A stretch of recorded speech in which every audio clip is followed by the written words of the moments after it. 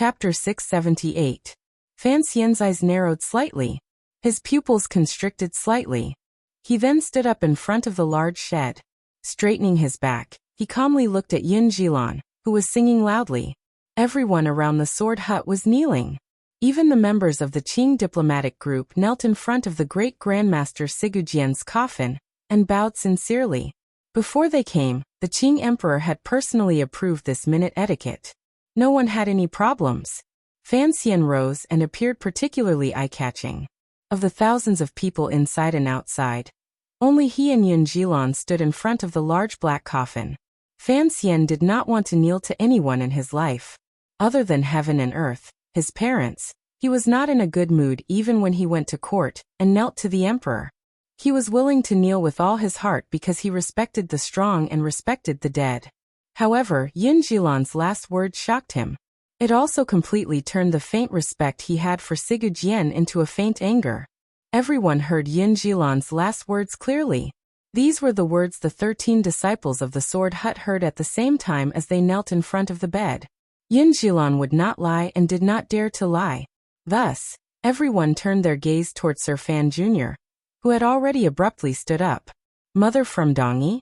Personally teaching sword skills? Truly talented? Hosting the opening of the hut? Countless shocked, puzzled, and amused gazes landed on Fan Xian's body, but they did not make his clothes flutter.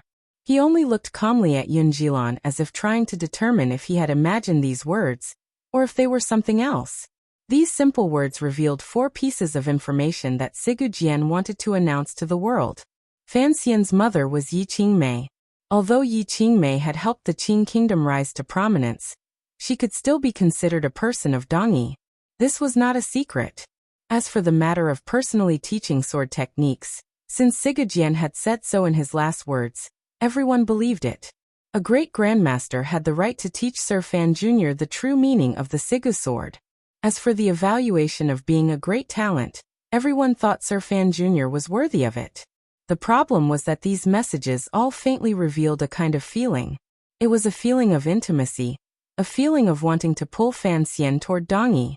The maternal relationship referred to the closeness of blood. Teaching the sword was the relationship between master and disciple. Datsai was Dongyi's approval of Fan Xian. As for having Fan Xian host the opening ceremony, that was the most important thing.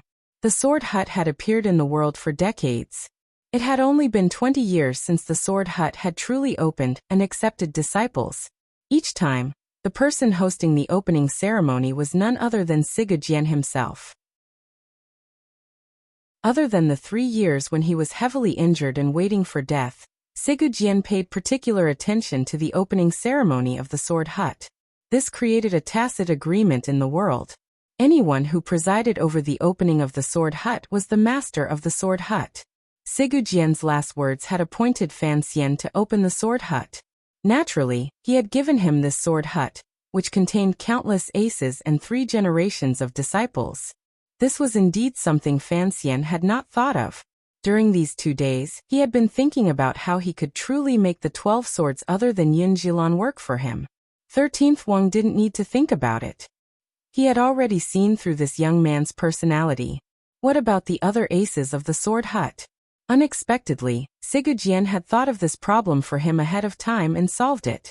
However, the method of solving this problem stunned Fan Xian. 3 pieces of information, and 1 final order. The Sword Hut was in his hands. From now on, his words would be the same as Sigujian's words in the past. A mountain was now in his hands. It seemed to be a wonderful thing, but Fan Xian knew that behind the beauty was Sigujian's hidden ruthlessness. This was a needle stuck between Fan Xian and the emperor. As a Qing official, he had become the master of the Sword Hut. What would the emperor think? No matter how much the emperor trusted Fan Xian, could he watch as the power in Fan Xian's hands grew in the light? Particularly when Dongyi appeared to be so close and loyal to Fan Xian. Even if the emperor's heart was like the ocean, his confidence was like the sun and moon. And he didn't care about anything. What about his emotions? People were animals controlled by their emotions. The emperor would certainly not like his illegitimate child to shine too brightly, perhaps even brighter than himself. There could only ever be one sun in the sky. Fan Xian stared at Yinjilan's lips. Only now did he know that before Sigujian died, he had still played a trick on him and dug a hole for him to jump into. It was like Yinjilan did not notice his gaze at all. Naturally and calmly, he finished all of Sigujian's last words. He then walked in front of Fan Xian and bowed respectfully. Please. Please what? Please take the seat of honor? Please and then please? A cold smile rose to the corners of Fan Xian's lips. He unconsciously glanced down from the corner of his eyes. Everyone present had already risen. They were still staring at everything happening in front of the black coffin with stunned expressions. Fan Xian glanced at the officials of the diplomatic group, particularly the assistant minister of the Board of Rights. The assistant minister sensed his gaze and furrowed his brows in thought for a long time. He then slowly nodded his head. The exchange of thoughts between the two men in the Qing diplomatic group ended here. Fan Xian understood that his words were to see if he was willing to cooperate, or even form an alliance with the power of Dongyi, or return to his identity as a pure official of the Qing kingdom. This move that had suddenly appeared after Sigujian's death had indeed messed up Fan Xian's plans. He had to worry about Jingdo's reaction, and the emperor's. Although this move was harsh, it was not something Fan Xian could not accept. At least, it was much better than the situation he had once been incomparably afraid of. He had always been afraid that after Sigujian died, he would suddenly order the Shadow to take over as the master of the Sword Hut. If that happened, Sigujian would be forcing Fan Xian's faction to directly fall out with the emperor. Although the scene in front of him could create some cracks between Fan Xian and the emperor, Sigujian was still rather merciful and gave Fan Xian some time to prepare. Thinking of all the hidden moves this thin and weak great-grandmaster had laid down before his death, Fan Xian couldn't help but sigh. He then thought of the hidden moves he had laid down in Xiliang and Jingdo before his death. Only now did he know that the realm of a great-grandmaster was not just about martial cultivation. It was also about the affairs of the human heart. Fan Xian lowered his head and was silent for a moment. He then glanced at the assistant minister of the Board of Rights below and nodded slightly. He then gently grasped Yinjilan's hand. Yinjilan furrowed his brows slightly. Smile. Since we are acting, we should act beautifully. In the future, we will be partners just like the Qing court and Dongyi. Fan Xian didn't look at him. Instead, he raised Yinjilan's hand with a slight smile. The hands of the second-generation master of the Sword Hut and the master of Dongyi of an unknown generation clasped tightly in front of Sigujian's black coffin, and in front of countless spectators. The opening ceremony was not complicated, but it had a sense of sacredness. Fan Xian himself did not have a sacred belief in the sword.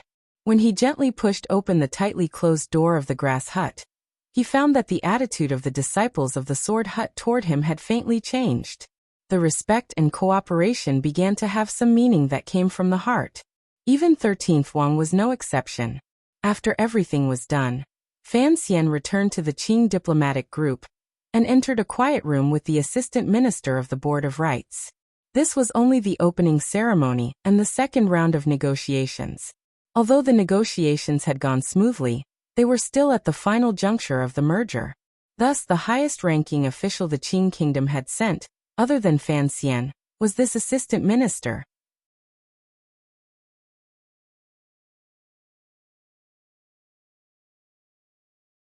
Because of the uncertain situation and the natural rebellious nature of the Dongyi people, some of the powerful merchant companies in the city began to feel uneasy.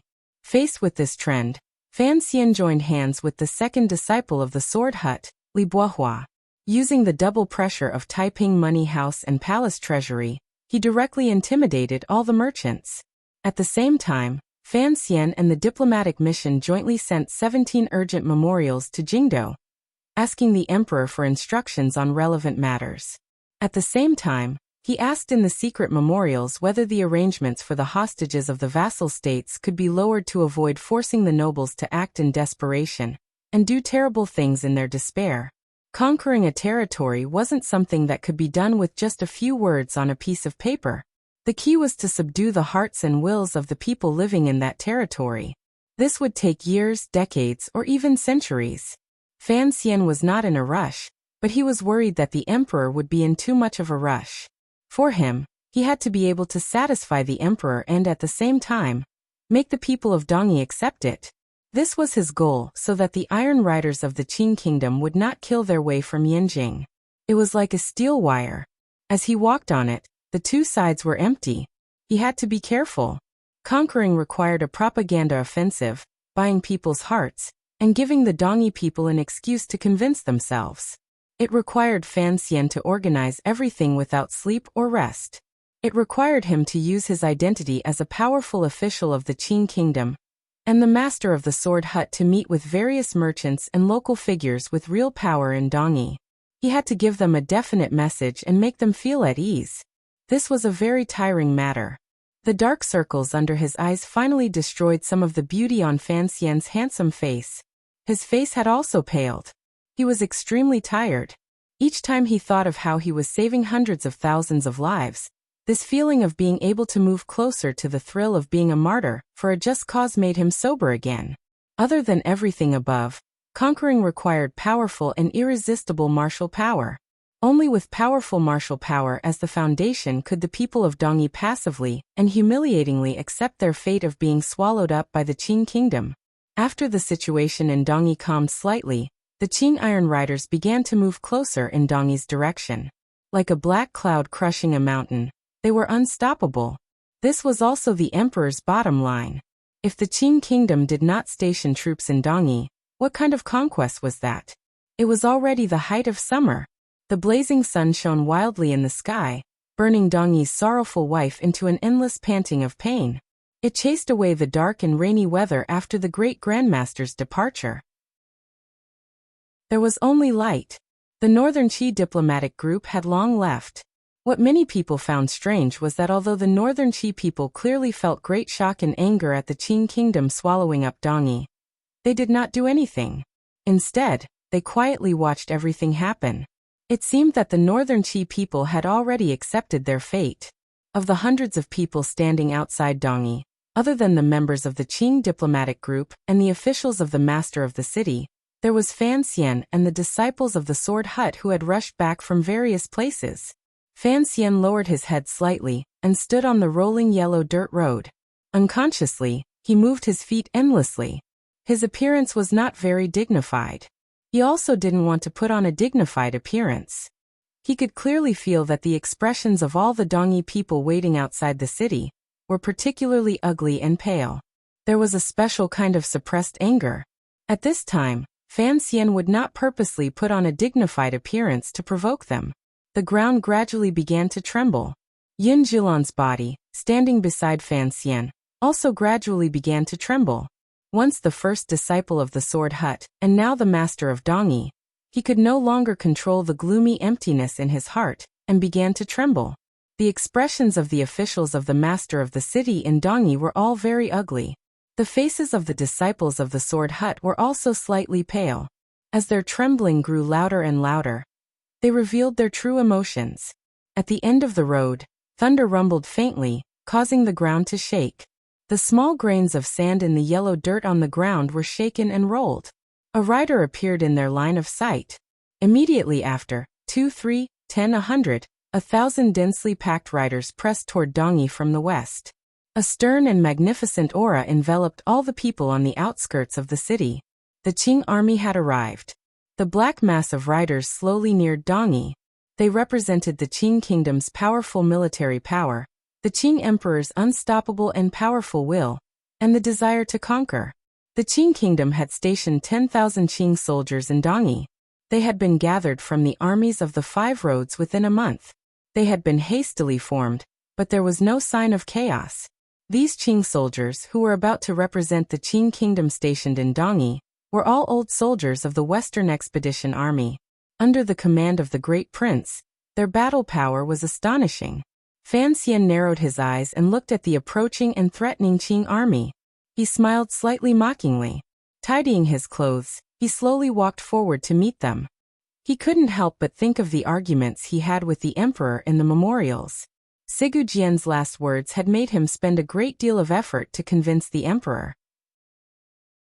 The emperor knew that if he wanted the people of Dongyi to be willing to accept it, the Great Prince and Fan Xian were indeed 2 good choices. There were too few black knights, so he could only choose the great prince's Western Expedition Army. Fan Xian believed that there were not many generals who truly belonged to the Western Expedition Army among the garrison soldiers. The great prince had only come to Dongyi to show his face. In the end, he would have to go back. The emperor would not allow his eldest son to be permanently stationed in Dongyi. Thinking of the emperor who was far away in Jingdo but was controlling the Dongyi matter, Fan Xian's emotions became complicated. Unexpectedly, the emperor was not angry at him for taking over the sword hut without an imperial edict. On the contrary, he seemed to know what Fan Xian was worried about. He used an urgent document to send him an imperial edict. The imperial edict was the same as what was written in the box. There were only 2 words. Enji. The Qing emperor was comforting Fan Xian's heart. When Fan Xian thought of this, he couldn't help but feel perplexed. The emperor's trust in him truly moved him. He knew how cold and heartless the emperor could be once he turned hostile. His heart didn't even dare to be moved. Wind and dust gradually rose. Before it was long, it swept down the road toward the city. The speed of the Qing riders gradually increased. Fan Xian involuntarily narrowed his eyes and covered his nose and mouth. He didn't know who had given the order for this intimidating force. He didn't know if it would cause the people of Dongyi to feel conflicted. He solemnly turned his head and found that, contrary to his expectations, other than the warriors of the sword hut with hidden anger on their faces, the rest of the officials in the manner of the master of the city, and the nobles who had come to greet them all showed fear on their faces. Their faces were pale. It was as if they had no intention of resisting. Tens of thousands of riders arrived on the dust with a shocking momentum. It scared most of the people of Dongyi to the point of losing their will to resist. Looking at this scene, Fan Xian couldn't help but sigh in his heart. Dongyi's bloodthirst was indeed lacking. Although the great prince's move was crude and rude, it hit the other party's weak spot. He didn't know if the emperor had said this before they left. However, for Fan Xian, the lack of bloodthirst in Dongyi was a good thing. He had never hoped that the northern Qi people would be like the Dongyi people and surrender without a fight. It was good to be able to shed as little blood as possible. The hooves of the horses were like thunder. In a moment, they had arrived on the outskirts of Dongyi. Tens of thousands of riders wore dark-colored light armor and gave off a piercing light under the sunlight. The dust that had been kicked up gradually settled, revealing the true appearance of the Qing army. The densely packed riders surrounded Dongyi. Silence. It was completely silent. Even the war horses that were twisting their heads seemed to be intimidated by the Qing army's discipline. They didn't dare paw their hooves or snort. Tens of thousands of cold gazes watched the people from Dongyi who had come to welcome them. The officials, nobles, and merchants of Dongyi looked at this scene with fear. They looked at the Qing army's strict discipline, austere aura, superior equipment, and the confidence and tyranny that seeped out from within. Everyone couldn't help but wonder, if the Sword Saint had not given the final edict of surrendering to the Qing kingdom before he left and the Qing army attacked Dongyi, how many days or minutes would Dongyi be able to hold out?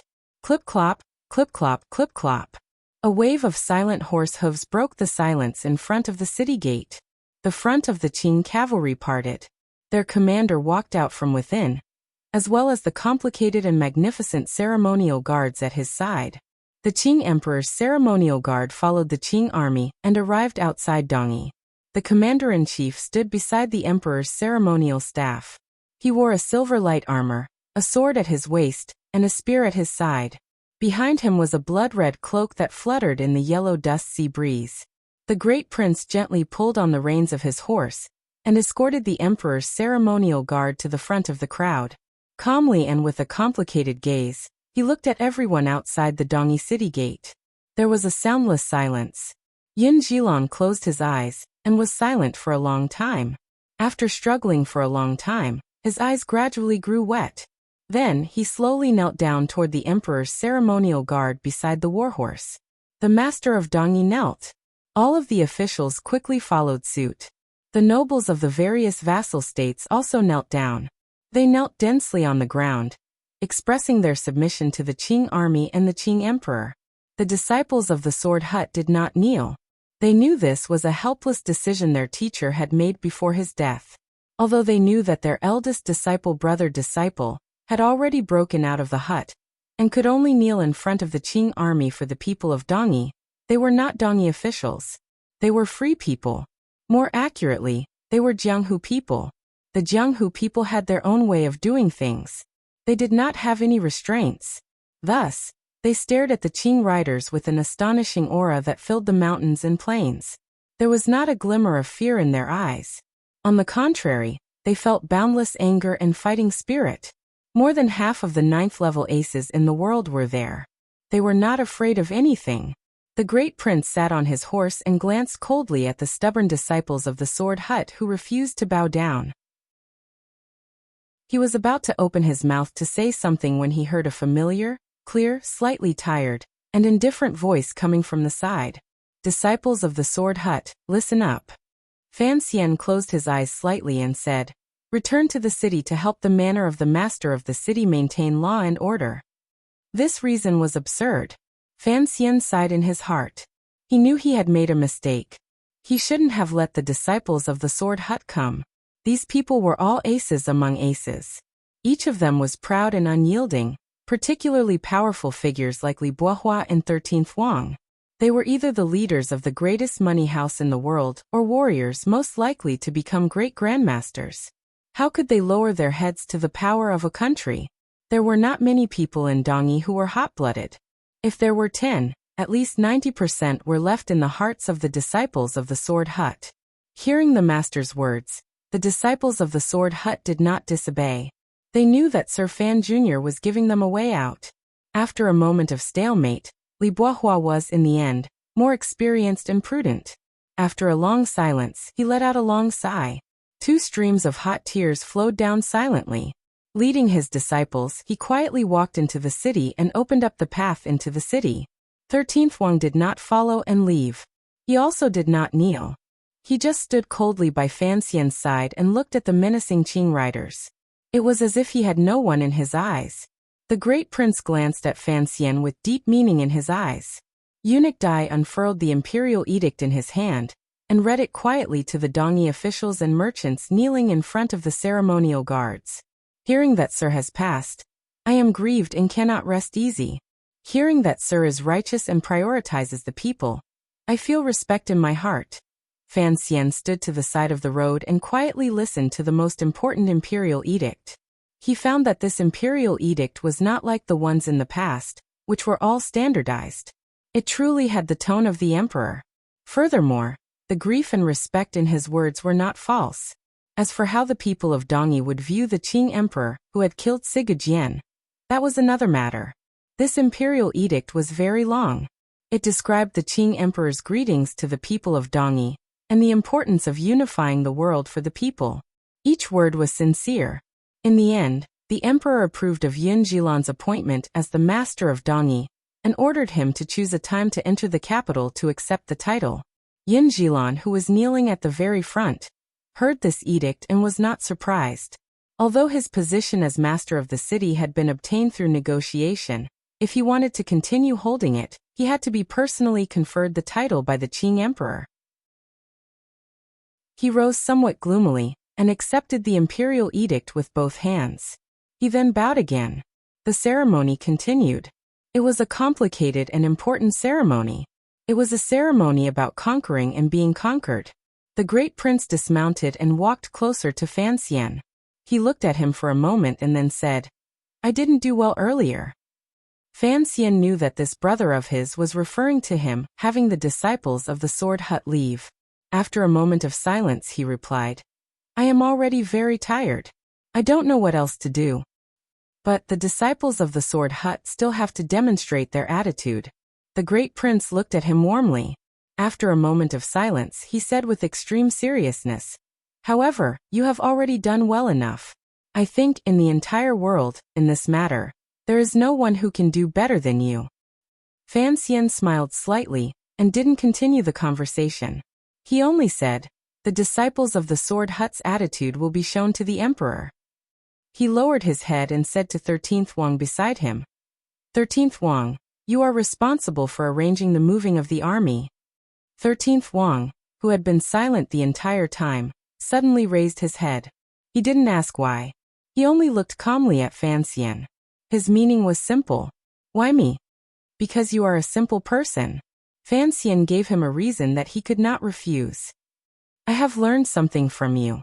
If you are simple, this world will be simple to you.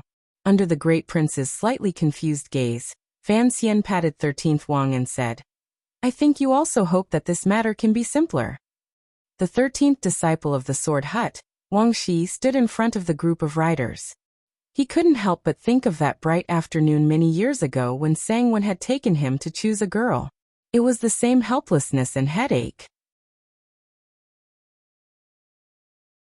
Chapter 680. Naturally, it was impossible for the 10,000 soldiers the Qing kingdom had sent to be stationed around Dongyi. Although this was the largest city in the world, it was not difficult for it to provide 10,000 soldiers with logistical tents. Due to some reasons that were difficult to explain, a new military camp, which should have been built in 5 days, had yet to be completed. Thus, a portion of the Qing army was only temporarily camped in temporary camps. In the end, 5,600 people remained on Dongyi's side. The rest of the people were stationed in various vassal states to suppress and intimidate. That night, after attending the banquet, the great prince was not in a hurry to rest. Instead, he gently waved his hand at Fanxian. The two of them flashed into a quiet study. The great prince was silent for a moment. In the end, he first took out a letter from his clothes. Fanxian glanced over and saw the style of the letter. He was about to kneel down to receive the emperor's secret edict when he was unexpectedly pulled back by the great prince. It's just the two of us. There is no need for our knees to suffer. The great prince gently shook his head. Fanxian was slightly startled. Shortly after, he slowly smiled and did not bow again. Accepting the emperor's secret edict from his hands, he opened the seal and read it carefully. He then sank deep into thought and did not speak for a long time. I will return to the capital first. You will replace me here for 3 months. In the letter, the emperor's tone was very warm. There was an undisguisable admiration for Fanxian. Fanxian's mood was relaxed, so his tone was also relaxed. He said to the great prince, this arrangement is possible. The problem is, when you return to the capital and I come pick you up, are the two of us going on an errand in Dongyi forever?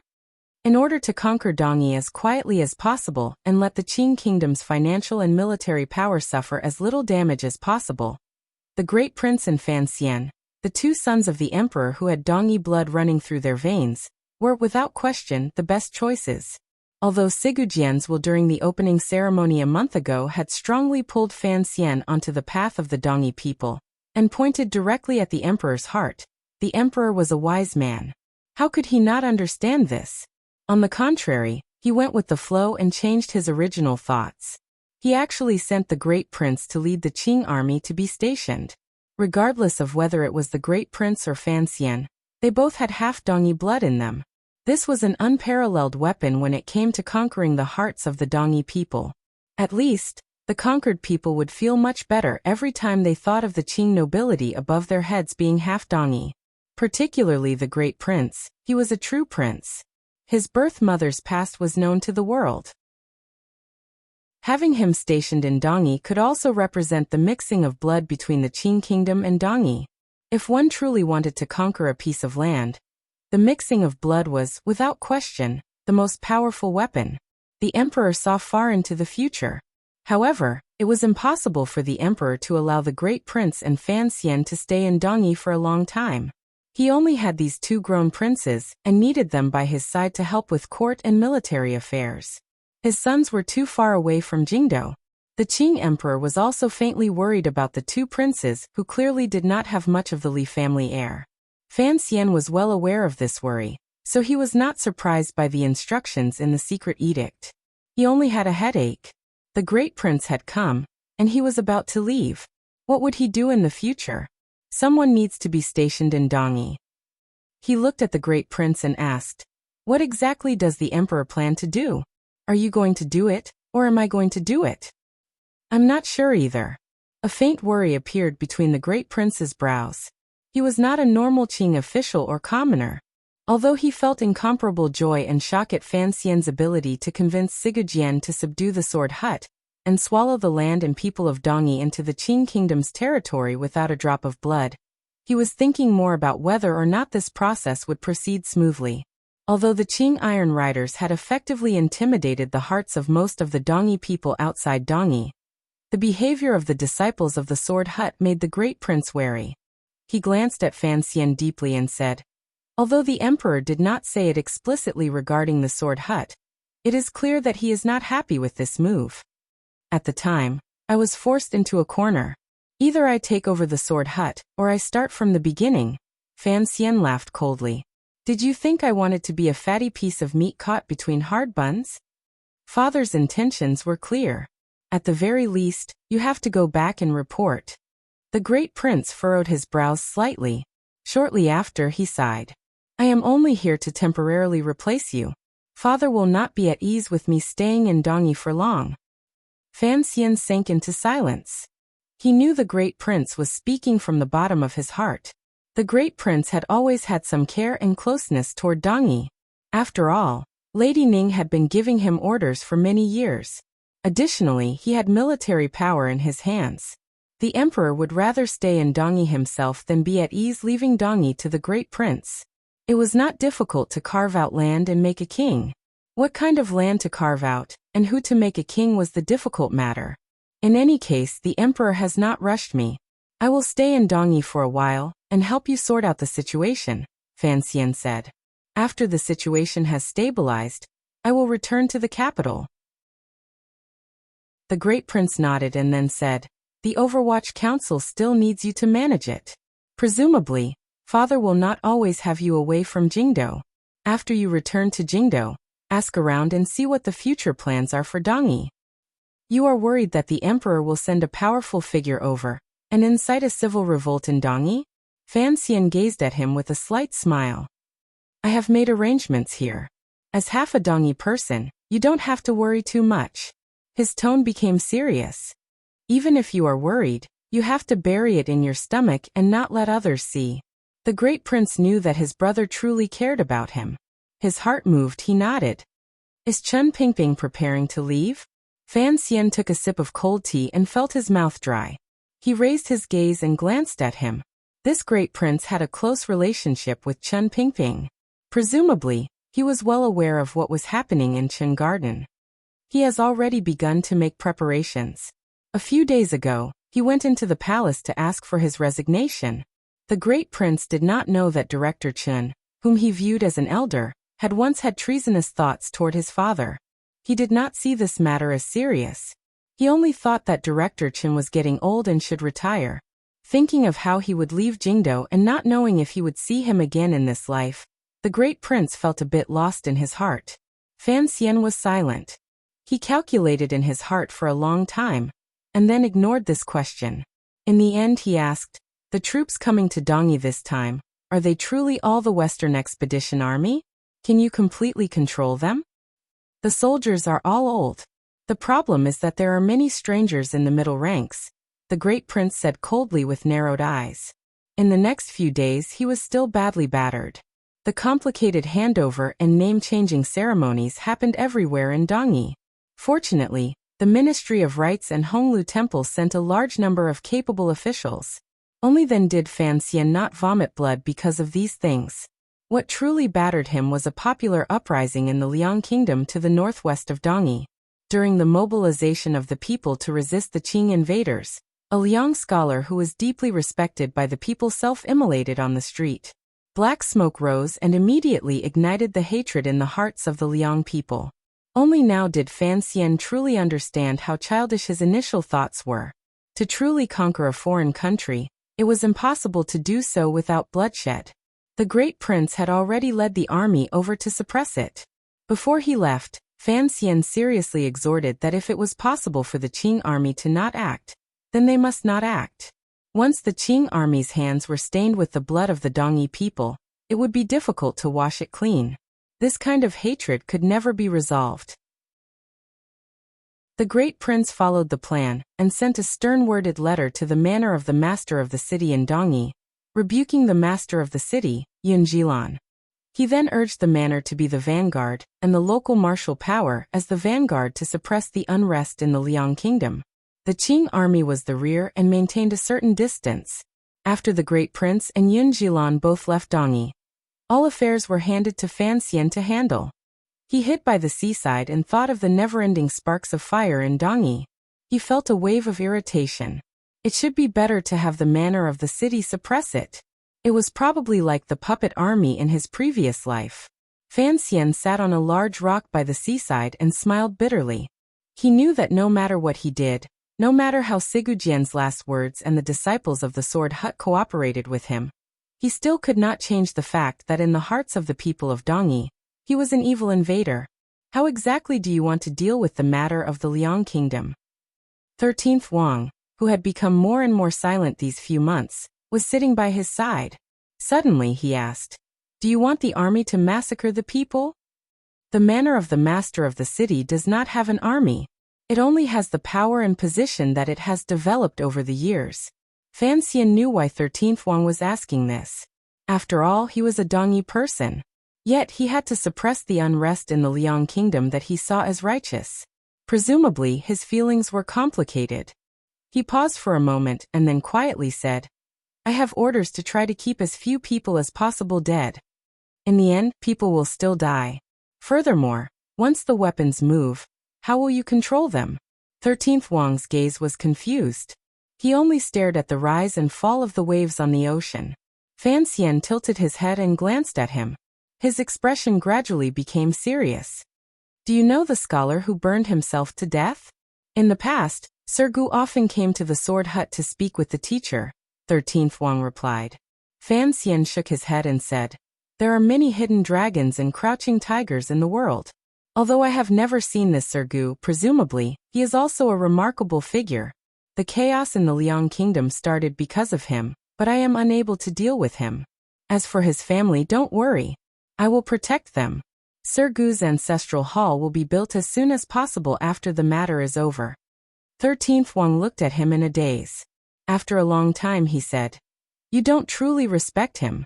You just need to put on this attitude to appease the people of the Liang kingdom." "That's what all invaders do," Yi Zichen said. Fan Xian's expression was slightly dim. "However, I am surprised that you can think of this.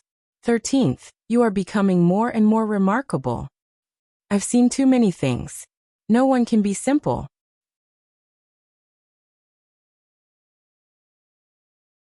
Chapter 681. 13th Wang heard these words and thought for a moment. He didn't reply. Instead, he stood up in front of Fan Xian and slowly pulled out the sword at his waist. 13th Wang was not the green banner fortune teller who walked the world and experienced people's hearts.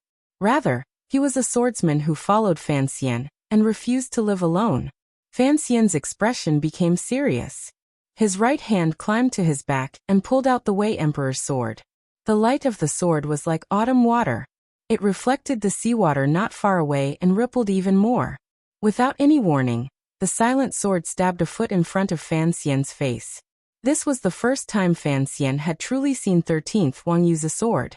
Only now did he understand why Sigujian had entrusted all of his legacy to this young man. Without question, 13th Wang's understanding of sword intent had reached a very high realm. With a thought, the tip of the sword arrived. It seemed to have already surpassed the restrictions of the environment. This was the terrifying realm brought about by the tenacity of one's heart. Once 13th Wang moved his sword, there were no stray thoughts in his heart. There was only this sword. The Emperor's sword in Fan Xian's hand was still pointed 45 degrees into the sky. He had no time to react. His face was pale. The tyrannical Zhenqi at the back of his waist exploded. Without any delay, he forced himself up. Like a seagull, he flapped his wings and glided toward the back of the beach. One slide was 150 feet. This was not a strange movement that a human should have. 13th Wang's sword was an assassin. The cold light at the tip of the sword slowly retracted. A sword mark appeared without reason on the beach in front of him. It was as if someone had walked by and a sword had passed by. It was a deep mark. The two of them were 150 feet apart. Fan Xian still held the Emperor's sword tightly in his hand. Suddenly, He had a feeling that 13th Wang's seemingly light and direct strike had a hint of the startling strike the shadow had made that day in the manner of the master of Dongyi. The shadow had gathered decades of cultivation and hatred. He stared in a daze at the silent 13th Wang. A moment later he said, "What a tyrannical strike." As the words left his mouth, he realized his voice was a bit hoarse. Presumably, in order to avoid this simple strike, the zhenqi in his body had increased too much in a short amount of time and injured his lungs. Fan Xian took a deep breath. The pale complexion on his face gradually returned to normal. He glanced deeply at 13th Wang and said, "Pressing forward with indomitable will. This is indeed your method. Usually you were not this fast or powerful. I've cultivated the tyrannical true qi, but I couldn't even pass the first stage. However, I've experienced the taste of this technique." 13th Wang's attack was ineffective. He slowly closed his eyes and said, "I've already thought it through. I shouldn't bite off more than I can chew. I have the sword in my hand. Why should I learn the Qing Emperor's secret?" The nameless art formula was too domineering, especially at the first checkpoint. His mind and body were completely separated, completely conflicting and uncontrollable. It was too similar to qi deviation. Back then, Fan Xian had easily passed this trial because the last years of his previous life had all been spent in bed. He had long gotten used to being in a vegetative state where his entire body could not move and only his brain could move. Thus, Fan Xian was not surprised that 13th Wang had not stepped onto the path of the tyrannical martial formula. He was only surprised at 13th Wang's ability to comprehend. In such a short amount of time, he had sensed the dangers of the tyrannical martial formula. Furthermore, he had such high intelligence to immediately stop his search in this area. "If I couldn't dodge that attack just now, would you have killed me?" Fan Xian asked with slight mockery as the corners of his mouth twitched. 13th Wang was silent for a moment and then shook his head. He was a bit tired. He sat down directly on the slightly wet beach. That attack had appeared simple. It was just a basic bending of the elbow. To explode out with such speed and carry such a decisive stance, it had used up too much of his energy. In a short amount of time, it was impossible for 13th Wang to stab out a second time. It was just like how the shadow could only stab out that attack against Sigujian in the manner. Fan Xian clearly understood this point. Slowly raising his feet, he walked toward 13th Wang's side. With a strange emotion, he said, "Many people say that one shouldn't bite off more than one can chew. Even you have such a clear judgment. Usually, I always thought that more skills did not weigh me down. Was I wrong?" A faint trace of doubt flashed through his eyes. "There are 4 great grandmasters in the world. In addition to my blind uncle, of the 5 ultimate skills, I have grasped 4. Even the Yi family's flowing cloud sans ho has been mostly grasped by me." He sat in front of 13th Wang and furrowed his brows. "In the world, no, in all of history, I am the only one who has learned so many ultimate skills. Today, I was forced back by one attack from you. What is the use of learning so much? To be able to learn so much already shows that you are the most terrifying person in the world." 13th Wang's temperament was simple, but he was not like De Bao.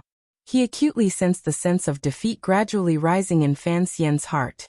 Looking into his eyes, he said, "Any martial technique requires us to use our most focused thoughts and a lifetime to cultivate, practice, and perfect.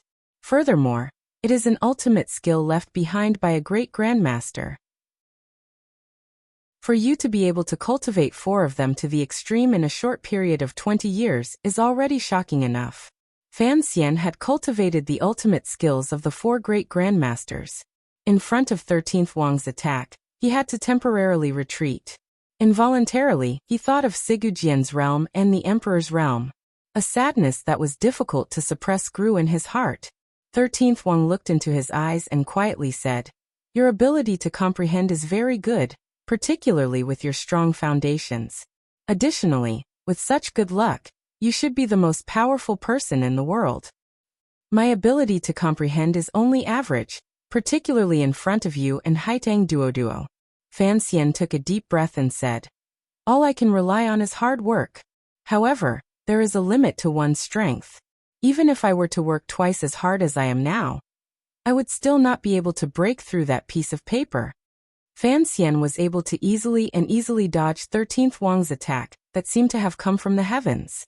Additionally, he had long hidden the ultimate skills in his sleeves and body, particularly his sinister battle personality, and the ingenuity the Overwatch Council had given him. He was confident that no matter which 9th-level ace he faced in the world, he would be able to defeat them. Even if it was 13th Wang, Haitang, Lang Tiao, or Yin Jilan, once they faced him, the one to die in the end would be them.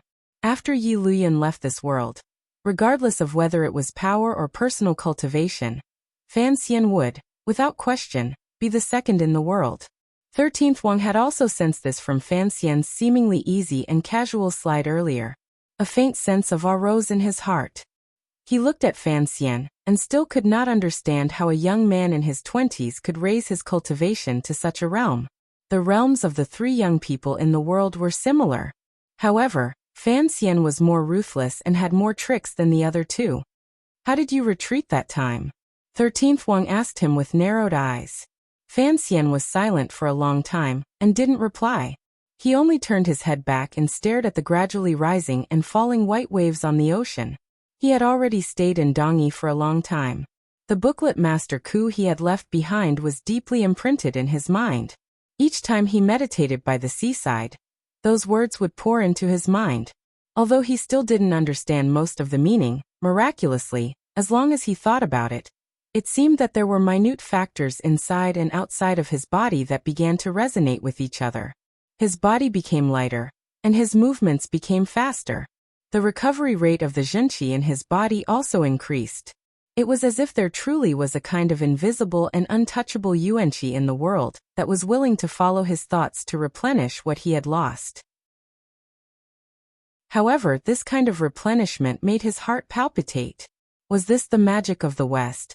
Humans would always have a fear of things they did not know of. What made Fan Xian even more indifferent was that the changes the little booklet brought him were not enough to solve too many problems. The speed of replenishment was too slow, and the increase in realm was too small. It seemed that the second in the world could only ever be the second in the world. For a moment, Fan Xian even wondered if he had made a huge mistake.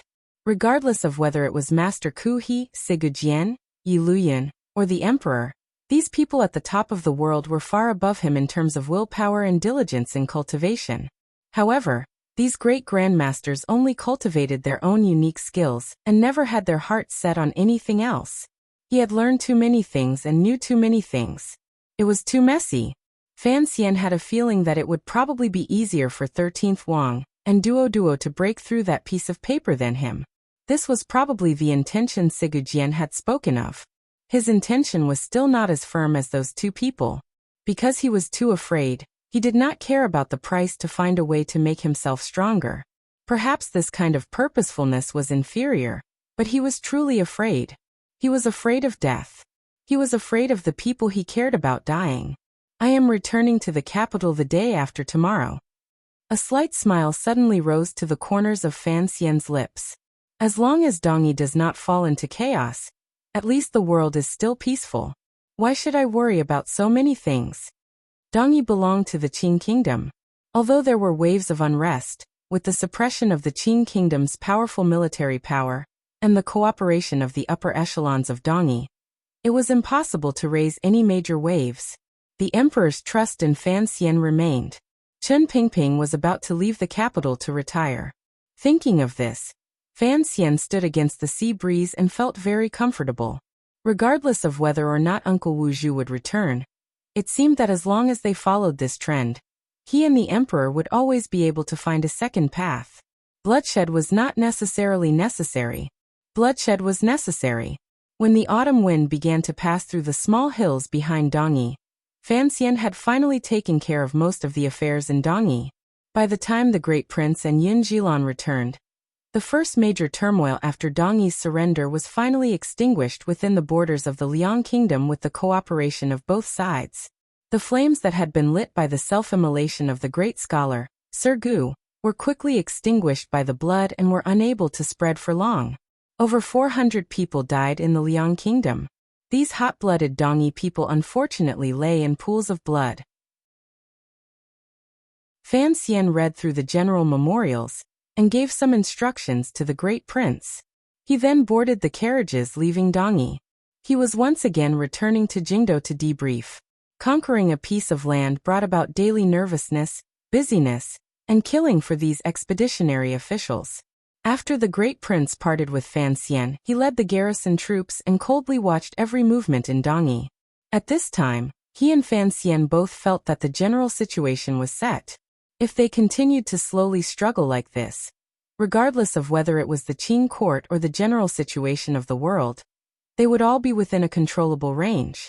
Thus the two brothers were in good moods.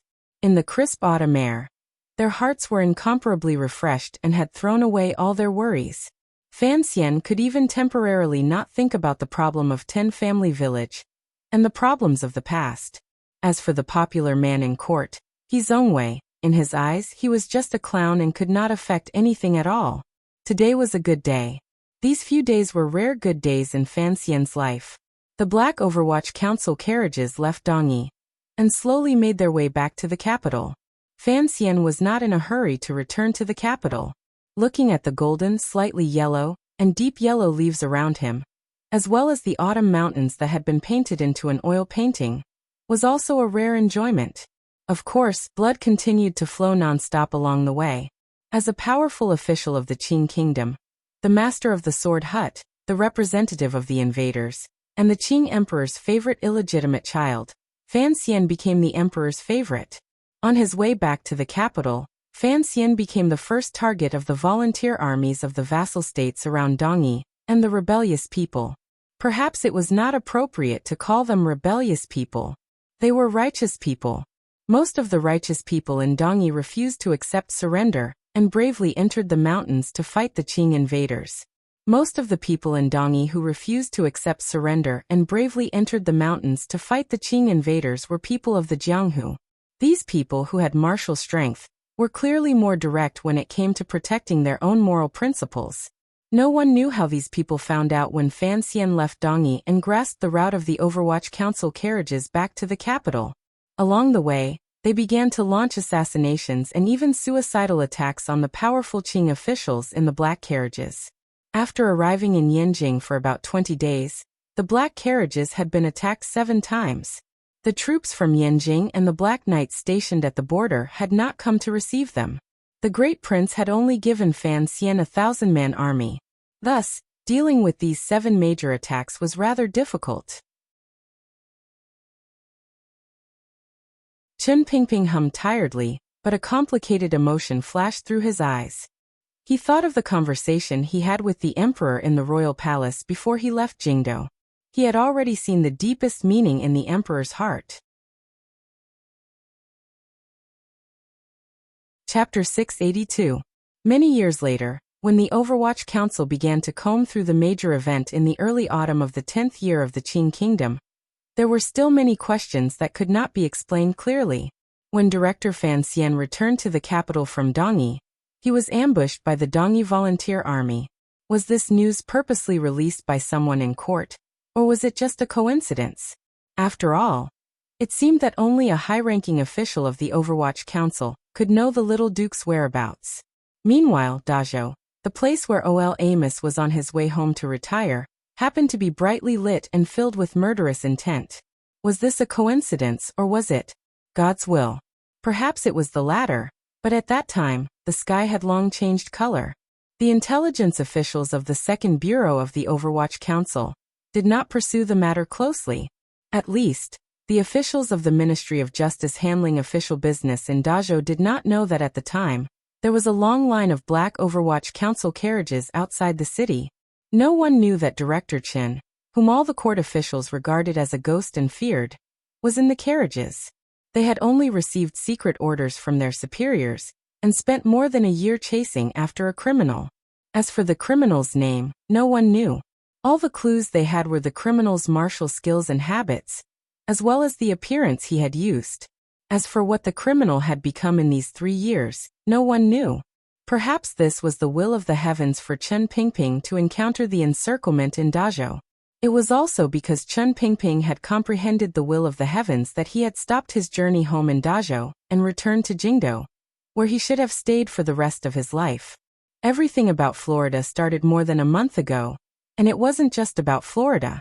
At that time, Fan Xian was still by the seaside, thinking hard about the will Sigu Jian had imparted to him and the little bookmaster Ku he had left behind. He experienced the nature of the tyrannical Zhenqi in his body, and guessed whether or not the emperor's cultivation of the tyrannical martial method would create an unbearable burden on his body. He was watching the waves rise and fall, thinking that everything in the world was the same as yesterday, that the spring flowers had already bloomed, the autumn moon was hanging high in the sky, that he was the second most powerful man in the world, feeling proud of himself, thinking that nothing was difficult, that everything could be solved. However, the world had already undergone subtle changes at that time. That day was the beginning of July. The entire land was enveloped by the hottest sun of the year. Jingdou in the Qin kingdom was no exception. The third prince, Li Chengze, was reading a book with both hands. Beads of sweat dripped from his delicate face. Back then, he had been the youngest brothel owner in the world. After experiencing the rebellion in the palace and countless bloodshed, he had finally transformed his unconcealable ruthlessness into a steady and firm will that did not match his age. The third prince, Li Chengze, had already become a young man who treated people with courtesy, filial piety, and a young man who no one could find too many faults with. There were two people who had caused him to change so much in a short 5 or 6 years. One was his father, and the other was his teacher, his elder brother Fan Xian. When facing the emperor, the third prince was careful and could not make any mistakes. It was a blood-like truth. The deaths of the crown prince's elder brother and second brother made Li Chengze understand very well what a terrifying existence his father was. Although these two brothers had once tried to kill him in the later years, and their deaths were a good thing for Li Chengze, when facing his father, he still couldn't stop a chill from spreading out from his heart. Because he was afraid, he was respectful and cautious, so he could not make any mistakes. During these 3 years, Li Chengze had even seen less of Fan Xian. He only shut himself up in the royal palace. Occasionally, he could find out through his mother what the teacher had done. Li Chengze was also afraid of Fan Xian, his elder brother who could not be announced to the public. In the most important days of his adolescence, he had always followed Fan Xian and watched as Fan Xian, as an official, started a war between Jiangnan and the nobles in Jingdou and obtained the final victory. The pointer in Fan Xian's hand and cold gaze made him even more afraid to make any mistakes. Fan Xian's true influence on the third prince was that he let the third prince know what he was going to do in the future and what he was going to become. Only then did he truly change his personality. The third prince, Li Chengze, was destined to become the emperor of the Qin kingdom. The entire world was his, so he had to treat the world better. He was no longer like in the past, spending so much sinister thoughts to steal for the sake of some silver and realistic and short-term benefits. The world is mine and it will be mine. Why should I torment it? This was the creed Fan Xian taught the third prince, and the third prince deeply believed it. The serving girl, Xing was gradually getting older. The young and inexperienced girl had gradually matured and developed a moving beauty. Xing was at the side fanning the prince. She watched with furrowed brows as the prince continued to read while sweating. She couldn't help but feel a bit of pity in her heart. Iguipin was chatting idly in Lady Ning's palace. There were not many idle people in Shufang Palace. Xing looked at the prince's handsome young appearance. Her gaze gradually grew distant. Li Chengze clearly felt this gaze. The corners of his lips twitched into a smile. He didn't make any reaction. He only gently placed his hand behind his back and pinched the tip of Xing's finger. His smile was very similar to Fan Xian's. Do you want to rest first? Xing's face reddened slightly. It's such a hot day, and the emperor won't be coming. Li Chengze shook his head seriously and said in a quiet voice, These are all on the list of books Sir made. Most of them are classics he dragged back from northern Qi. I have to finish reading them this year, and write notes for him to review. He smiled bitterly and said, If I don't pass, Mother will beat me again. Xing bit her lip and said, The Duke is in Dongyi right now. He doesn't have time to worry about so much. After the Jingdou rebellion was quelled, although the emperor did not remove Fan Xian's identity as a teacher, Fan Xian rarely went alone to see the third prince. The third prince also did not often cause trouble and leave the palace. The two brothers both knew that the third prince was the true heir to the Qing kingdom. The emperor would not want this heir to grow up under Fan Xian's education. He would rather be taught by himself. In order to avoid this taboo, the two of them could only reduce their meeting. Although Fan Xian rarely came to Shufang Palace, he still did not stop training the third prince in his studies. When he was in Jiangnan, Fan Xian had already told the third prince many stories.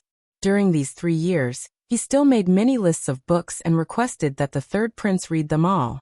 Other than being busy with official business, Fan Xian would also find time to look through the third prince's reading notes. For him, this was of the utmost importance.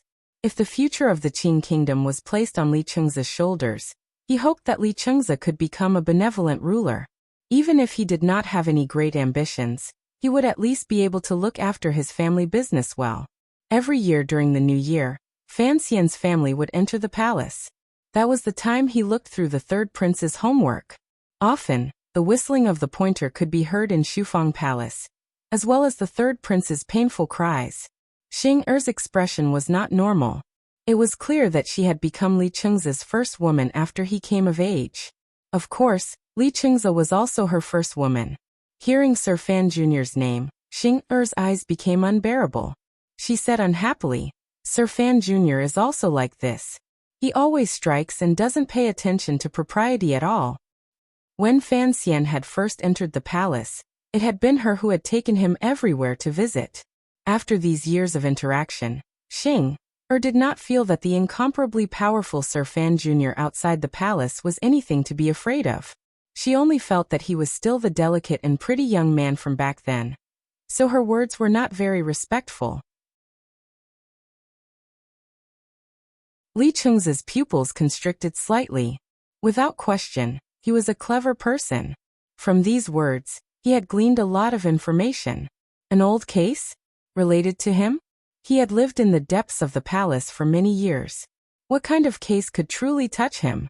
Furthermore, what kind of case would disturb him? Baowa brothel? Impossible. Back then, Fan Xian had used this matter to cripple the second prince. It had been with the emperor's approval. Now he could not bring it up again. Furthermore, given his present identity, no one would have the courage to bring it up. The light in Li Chengza's eyes dimmed slightly. He knew what the internal court was investigating. 3 years ago, there was a rebellion in Jingdo. The palace was in chaos. The third prince, Yi Guipin, and Lady Ning were all placed under house arrest in Hongguang Palace. At such a critical moment, someone in the palace wanted to assassinate Li Chengza. If he did not have the poison dagger Fan Xian had personally made, he would probably have died a long time ago. Afterward, there were some doubts about this matter both inside and outside the palace. At the time, the crown prince had already controlled the situation in the palace. Why would he do such an unreasonable thing? People also thought it was the second prince who did it. In the investigation afterward, they did not find any connection. Li Chengza's own memory of the matter was particularly deep. He also wanted to find out who wanted to kill him. However, the Overwatch Council investigated for a long time and could not find any clues. Fan Xian had once told him in private to stop investigating this matter. Thus, the third prince suppressed the anger in his heart and no longer paid attention to it. He knew that the teacher must have caught wind of something, which was why he did not continue investigating for him.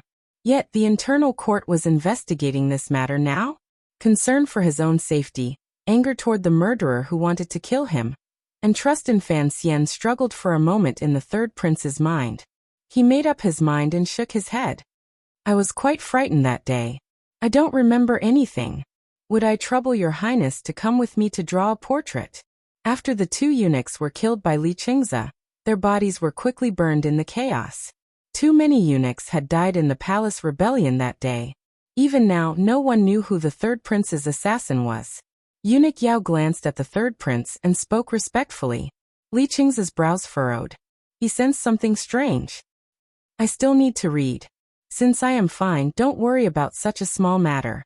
"How can that be? Your highness is a member of the royal family. How dare someone have thoughts of disloyalty toward your highness? The emperor is furious and has ordered a thorough investigation." Li Qingze narrowed his eyes and looked at eunuch Yao. He wondered what his father wanted to do now. If he was truly furious, then what had he been doing these 3 years? At the beginning of July, the third prince, Li Qingze, began to think back to the palace rebellion and the appearance of the 2 eunuchs who wanted to kill him. That night, the young mistress of the Jingdo government was lost in thought as she watched the 2 approaching stars in the sky. She knew that her father's days had been much better. With the little duke's help, no one in court dared to target the Jingdo government again. Even the popular man of the Hall of Governmental Affairs, Sir He Zongwei, had not been as ruthless as before. He was only quiet. Thinking of Sir Fan Jr., she couldn't help but think of the condition he had promised her during the Jingdo rebellion. A light smile gradually rose to the corners of her lips. Chun Garden was bustling. Chun Pingping was making preparations to return to his hometown. None of the beautiful concubines in Chun Garden were willing to leave as he expected. Instead, they cried and shouted that they wanted to follow him back to his hometown and send him off. While the old cripple was puzzled and helpless, he couldn't help but think that perhaps when they looked at Fan Xian, they were not looking at cucumbers. Rather, they already had cucumbers. In the Fan Manor in the south of Jingdo, Lin Wan-er and Cece were holding a pair of children and feeding them. A few nannies and serving girls were chatting to the side. The wife of the Tung family was in front of the steps reporting in detail on this year's harvest in the Fan Manor. In one of the 3 study rooms in the back garden, the Hangzhou Conference's accounting masters were waiting to report to their mistress on the amount of silver they had spent in the Jiangnan and Jiangbei areas to help the people. Lin Wan-er handed the bowl of porridge to a nanny and kissed Xiaohua and Fan Liang on each cheek. She then walked to the door and stretched. Her actions were indeed not like that of a young mistress. However, Fan Xian spoiled her, so she was used to spoiling her freedom. She looked at the multitude of stars in the sky and thought of Fan Xian far away on the shores of the East Sea. Involuntarily, she tilted her head slightly, thinking that everything was on the right track. If she was going to leave Jingdo to live a carefree life, where should she choose? Dongzhou or Dongyi? She suddenly remembered that she had never been to Dongyi and couldn't help but want to go. As she thought this, Fan Ruoruo, dressed as a doctor, pushed open the courtyard door with a medical box on her back and walked in. Behind her were a few servants who were anxious to take over the heavy items. Fan Ruoruo had returned from the countryside. Seeing her sister-in-law standing in the doorway, she couldn't help smiling and making fun of her. In the distant Northern Qi royal palace, the Northern Qi emperor sat on the jade platform in the main hall. She looked at the white sand in the pool beside the platform, and the pair of fish lying on the sand. Her faint gaze was still lost in thought. By her hand were a few memorials. They talked about the circumstances of Sigujian's death, and the inside story of the agreement between Dongyi and the Qing kingdom. Logically speaking, the secret of this agreement was not something the Northern Qi brocade guard could find out. It was clear that the man had purposely leaked the information to her. The Northern Qi emperor narrowed his eyes. For the first time in his life, a perplexed expression appeared. He didn't know what his country or his future would be like.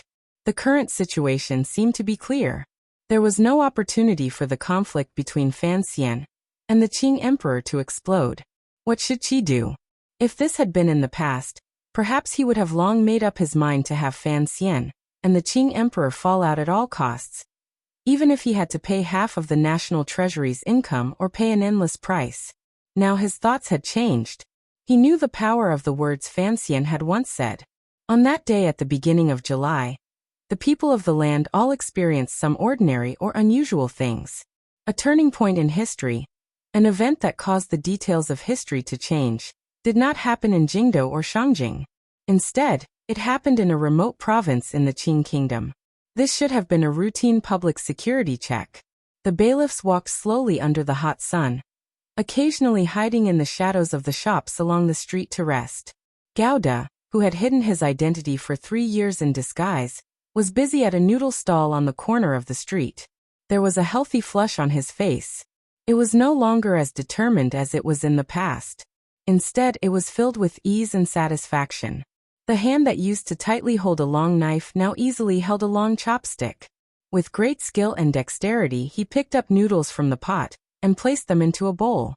He sprinkled some qinggu on it, and the fragrance rose. After escaping from Dong Mountain, Gouda had wandered through the various provinces of the Qing Kingdom.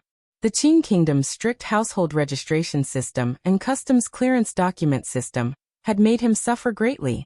Although no one had discovered his identity, it was still difficult for him to settle down to a stable life. He was a tiger guard of the royal family. He had not experienced much. He had no knowledge of the Jianghu at the bottom of the common people. Once this tiger guard wandered into the shallows, it became very difficult for him. Later, by a lucky coincidence, he landed in Dazhou. He finally had a completely new identity. He opened a noodle stall on this street. Every day he basked in the sun and cooked noodles. He even brought back a wife and a son. Perhaps this was true happiness. A wife and a child had a heated bed. Every day, Gouda packed up his stall and came home to hug his wife, who made him feel hot all over. He even felt that even if he didn't use his knife, it wouldn't be a pity. Of course, he was still cautious. Although he had learned over the years that the court had probably decided that all of the tiger guards were dead, he still didn't let the court know of his existence, particularly the internal court. As a tiger guard of the internal court, he knew that secretly escaping was a great crime of deceiving the monarch. Once caught, it would result in the execution of his entire family. He continued to pay attention to Fan Xian's movements. Fortunately, Fan Xian was the most famous person in the Qing Kingdom. The discussions in the marketplace were always about Fan Xian. Thus, he knew that the commissioner had been living well these 3 years. Furthermore, he had made many contributions to the Qing Kingdom. It was even possible that he could bring Dongyi into the map. Gouda was very happy. After drinking a few times, he felt that Sir Fan Jr. was indeed very powerful. However, he still did not think of going to find Fan Xian and think of a way to get rid of the crime on him. He felt that he was living well now. There was no need to change anything. Chapter 683. The mountains were high, the emperor was far away, and the people in the countryside were cruel. In the present Qing Kingdom, all of the officials were under the powerful supervision of the Overwatch Council. However, the Overwatch Council was, after all, a somewhat deformed organization. It was impossible for it to control all the joints of a feudal dynasty from top to bottom. The lower it went, the more remote it was, the more despicable the faces of the officials, the privileged class of officials, became. Dazhou was a remote province. Although the bailiffs and officials here could not be said to be like wolves and tigers, it was clear that they were not good people who loved the people. Particularly on such a hot summer day, when the sun made the bailiff sweat, it had also sunk away much of their rationality. In addition to the 1.5 kilograms of beef and 20 grams of white wine, the alcohol roasted the bailiff's hearts. They left the small wine beach and came to the noodle stall. With a smile, they stared at the beautiful female boss and began to drool. Teasing a woman in public was not something normal bailiffs and officials would do. If this had happened in the past, these bailiffs would probably have just looked and let it go. For some reason, they could not move their feet. The words in their mouths began to become dirty. A few of them, whose faces were red from drinking too much, had the intention of asking the woman in the noodle stall to keep them company. It was all because the yellow wine was too easy to drink, the white wine was too strong, and the woman in the noodle stall was too delicate and pretty. Gouda married a wife in Dazhou. He had never told her what happened in the past. He just lived his life peacefully. Sometimes, he felt that the heavens were indeed looking out for him to have given him such a beautiful wife at the beginning of the second half of his life. She was a widow, mute, and had a son. Even so, Gouda still felt that he was very lucky. She was a famous beauty in Dazhou. In Gouda's eyes, she was not much worse than Sea Lily, who had been sent to northern Qi. Furthermore, she was very gentle, virtuous, and good, so good that he didn't know what words to use to describe her. In order to hide his true identity, Gouda should not have married such a dazzling and beautiful woman. However, he liked her and felt pity for her. Incidentally, he also felt pity for the 1-year-old boy. The mute lady also liked the honesty of this stranger, the muscles on his body that were full of strength, and the feeling of reliability and safety. Although she was beautiful, she was a mute widow after all, so she did not expect any good ending in life. She didn't have any relatives in Dajo City. Those men who were always drooling over her probably only coveted her body and wanted to tie her back to be a concubine. It was even just that. Her mute wife wasn't willing. She just wanted a simple and warm home. He just held his chopsticks and quietly called his wife back to the back of the shop. He then walked to the side of the table and awkwardly pushed up his cheeks. A smile that was uglier than crying rose to his face. He said a few words of flattery and begged for mercy. It was indeed very awkward. In this life, Gao De had only flattered Fan Xian. Fan Xian thought his flattery wasn't good enough and stopped him from learning from Wang Qinian. From that day onwards, Gao De no longer sucked up to anyone. Even a third-rank official had to be extremely courteous in front of him. To flatter and beg for mercy from these bailiffs was already the greatest concession Gao De had made for his life. He had been messing around in the world for 3 years. Logically speaking, he should have learned some things. However, he was, after all, a tiger guard Gao De with a knife in hand. He had defeated the enemy in one move in Shangjing. How could he truly break his pride and become a shrimp on the beach? Tiger guards were not guards. They were not there to serve people. They were there to kill people. The bailiff suddenly felt that a mountain had appeared in front of them. It was the owner of the noodle shop. An imposing aura hit them in the face and made their teasing and obscenities stop abruptly. A moment later, they felt humiliated and angry because of their absent-mindedness. How could this honest person in front of them be so scared that they didn't dare to speak? It was clearly this Song guy who was bent over and smiling with all his might. Because of their humiliation and anger, they became more and more arrogant. They slammed the scabbards on the table with a deafening sound. Gao Da's eyes landed on their scabbards. He suddenly remembered that it had been a long time since he had touched a knife. He only held a pair of long black wooden chopsticks in his hands. He didn't make a sound and didn't resist. He allowed them to curse because he wanted to protect his wife and her child. He didn't want his wife and child to wander the world because of him. Even Gao De himself didn't want to wander the world anymore. After escaping from Dong Mountain, he could have gone to Dongyi or Northern Qi, but he didn't want to. After all, he was a Qing person. He wanted to stay in the Qing kingdom. Even if the place he stayed would still have officials like tigers and wolves and the unfairness of the world. Gao De was enduring it with great difficulty. He was pretending to be weak and inexperienced. He suddenly heard a strange sound. Turning his head to look, he saw a drunk bailiff leaning against his wife's side. His hand was moving toward the round spot under the cloth skirt. Gao Da's hand holding the chopsticks tightened like he was holding a very long knife. His expression didn't change. His gaze remained calm. There was no longer any restraint or pretense. He didn't need to think about anything. He just followed his instincts that he hadn't seen for 3 years and naturally swung his knife forward. Just like how he had swung at Xiao, the assassin and the wind, the tiger guard used a long knife. In this life, he would only use the simplest method to cut through all the problems in front of him. Perhaps Gao De had chosen the wrong path in the past 3 years. He was a saber wielder, not a subordinate. Gao De seemed to have forgotten that he was not holding a knife in his hand, but a pair of chopsticks as he swung down. The bailiffs were laughing loudly as they watched. In a moment, they were going to ask their brother if the mute woman's butt was really that bouncy. Furthermore, they were going to take advantage of the chaos to go up and touch that, but a few times after the song man was knocked to the ground. With a crack, the chopsticks broke.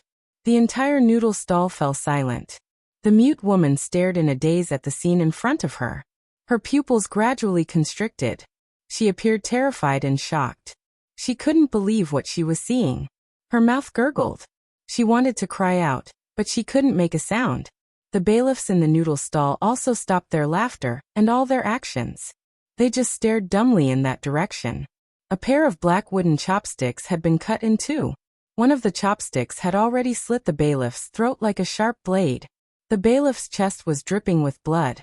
His throat had been cut open by the chopsticks, revealing his windpipe and esophagus. There were also some unknown blood vessels. The bailiff stared with a pair of dead fish pearl-like eyes at Gao De, who stood like a mountain in front of him. He slowly knelt down. Even in death, he did not understand why his throat had been cut open when he had only touched the woman's butt. He also did not understand how the pair of black chopsticks in the noodle stall owner's hands could be so sharp. Gao Da's hand, which held the chopsticks, was very steady. When the bailiff died in front of him, he no longer seemed to be a noodle stall owner, but an extremely terrifying swordsman. That familiar feeling returned to his body. He walked forward and gently hugged the woman. He quietly said something by her ear and furrowed his brows slightly. He knew he had struck too hard. This bailiff's crime was not worthy of death. He had revealed his hand. Under the investigation of the Qing Kingdom's powerful state apparatus, people would probably find out about his past. However, Gao Da had not struck out in anger and could not control himself. In reality, he had only lightly waved the chopsticks. He had forgotten that he was an ace at the peak of the 8th level. He had also forgotten that the people making trouble in the noodle stall were not enemies of the Jiuanshan Conference or the Northern Qi Brocade Guard. They were just some hateful, shameful, and pitiful bailiffs. It was just a misunderstanding, a fatal misunderstanding. For the specific introduction of the game, everyone can go to the website to take a look. At 14 o'clock on November 26th, the new Dirty Universe opened.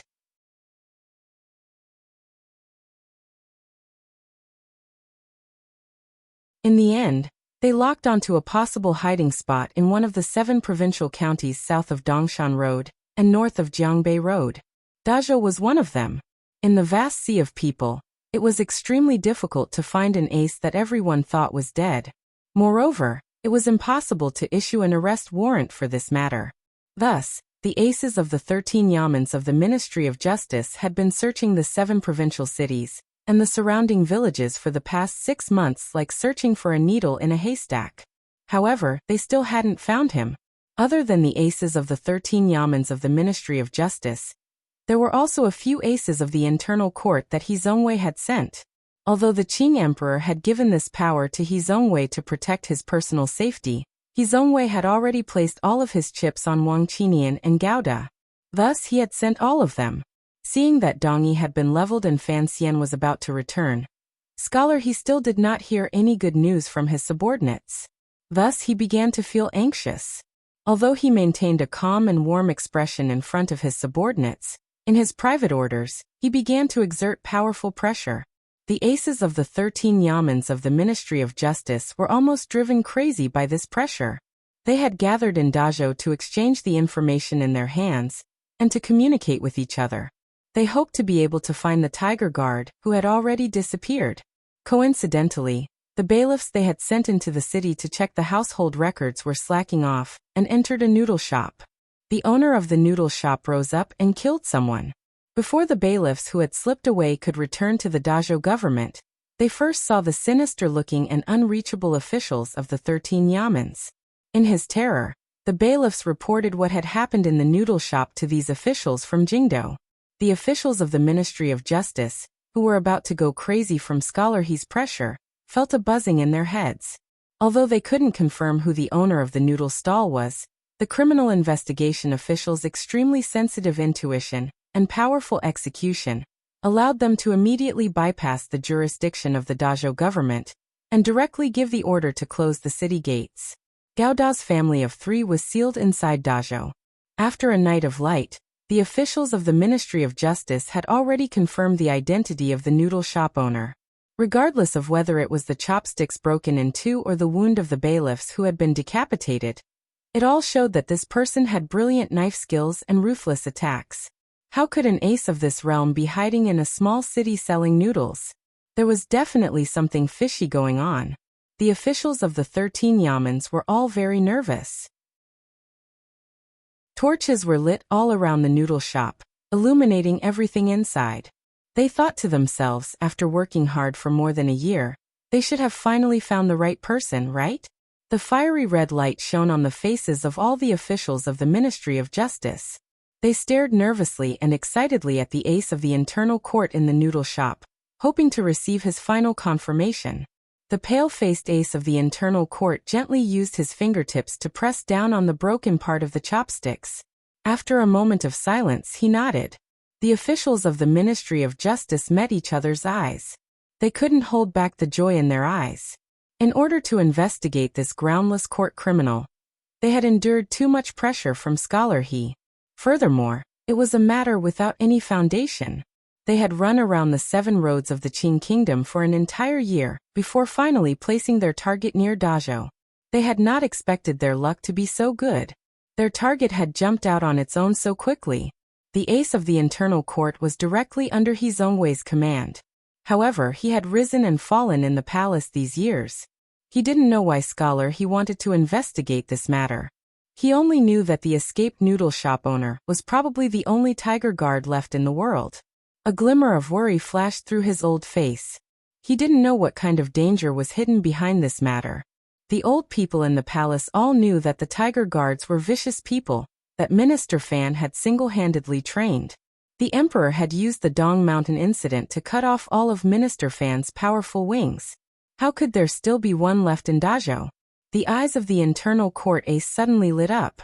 He wondered if Scholar He had received the emperor's secret edict, which was why he had gone through so much trouble to find this person. What about Sir Fan Jr.? If the news of this person's survival was known by Sir Fan Jr., what would the consequences be?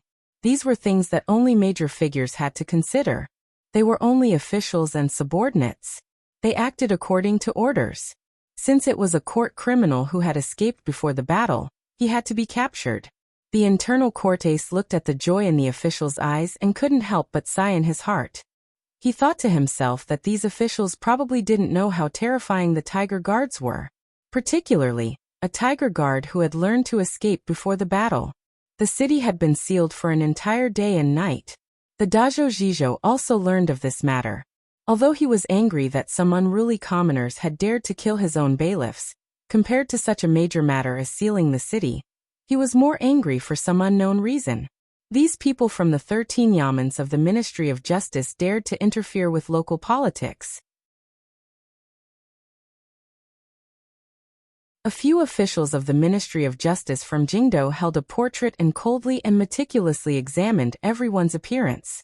As he got closer and closer to the city gate, Gauda felt that his hands were slightly wet.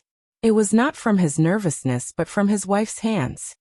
He turned his head to glance at the mute woman, and found that her body was already trembling.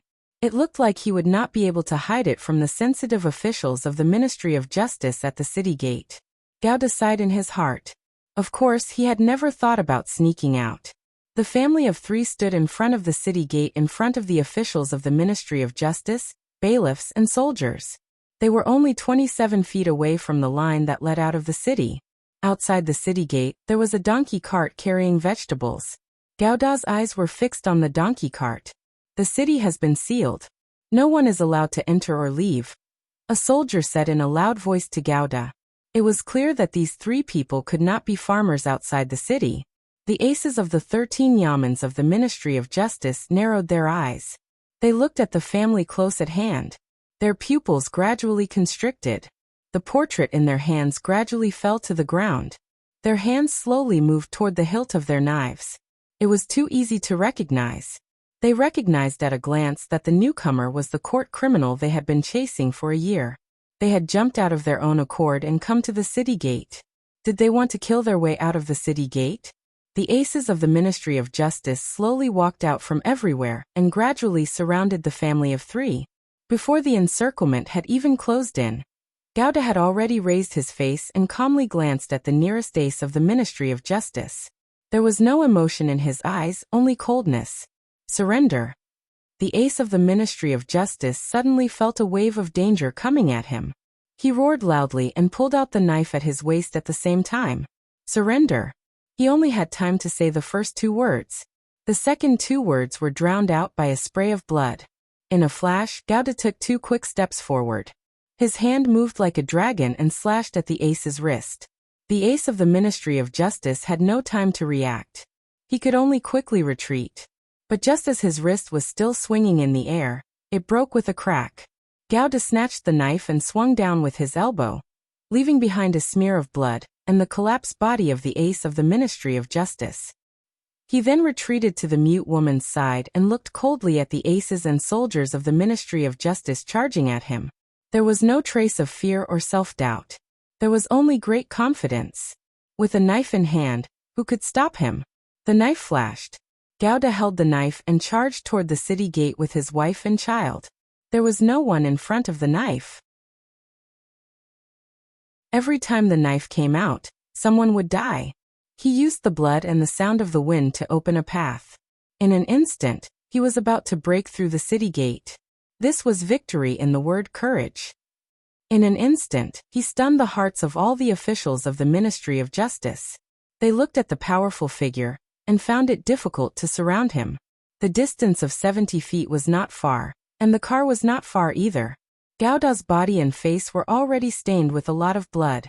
His hand was still tightly holding onto his mute wife, carefully protecting her. The price he paid was a few more wounds on his body. The aces of the 13 Yamans were indeed powerful, but they were not as terrifying as Gauda's bravery. Gauda roared. Like a blood dragon, he shattered the combined attack of the 3 aces in front of him. The knife shattered into countless pieces. He used these pieces to open a path and charged out of the city. At this moment, a palm pressed down in the dusk. It came from the direction of the carriage and slapped toward his face. Gauda gave a muffled grunt. He lowered his waist to the ground and threw out a punch. The fist and palm collided. Wind and smoke rose up outside the city gate. When the smoke fell, the ace from the internal court looked at him in a daze and said, "Gauda, you really didn't die."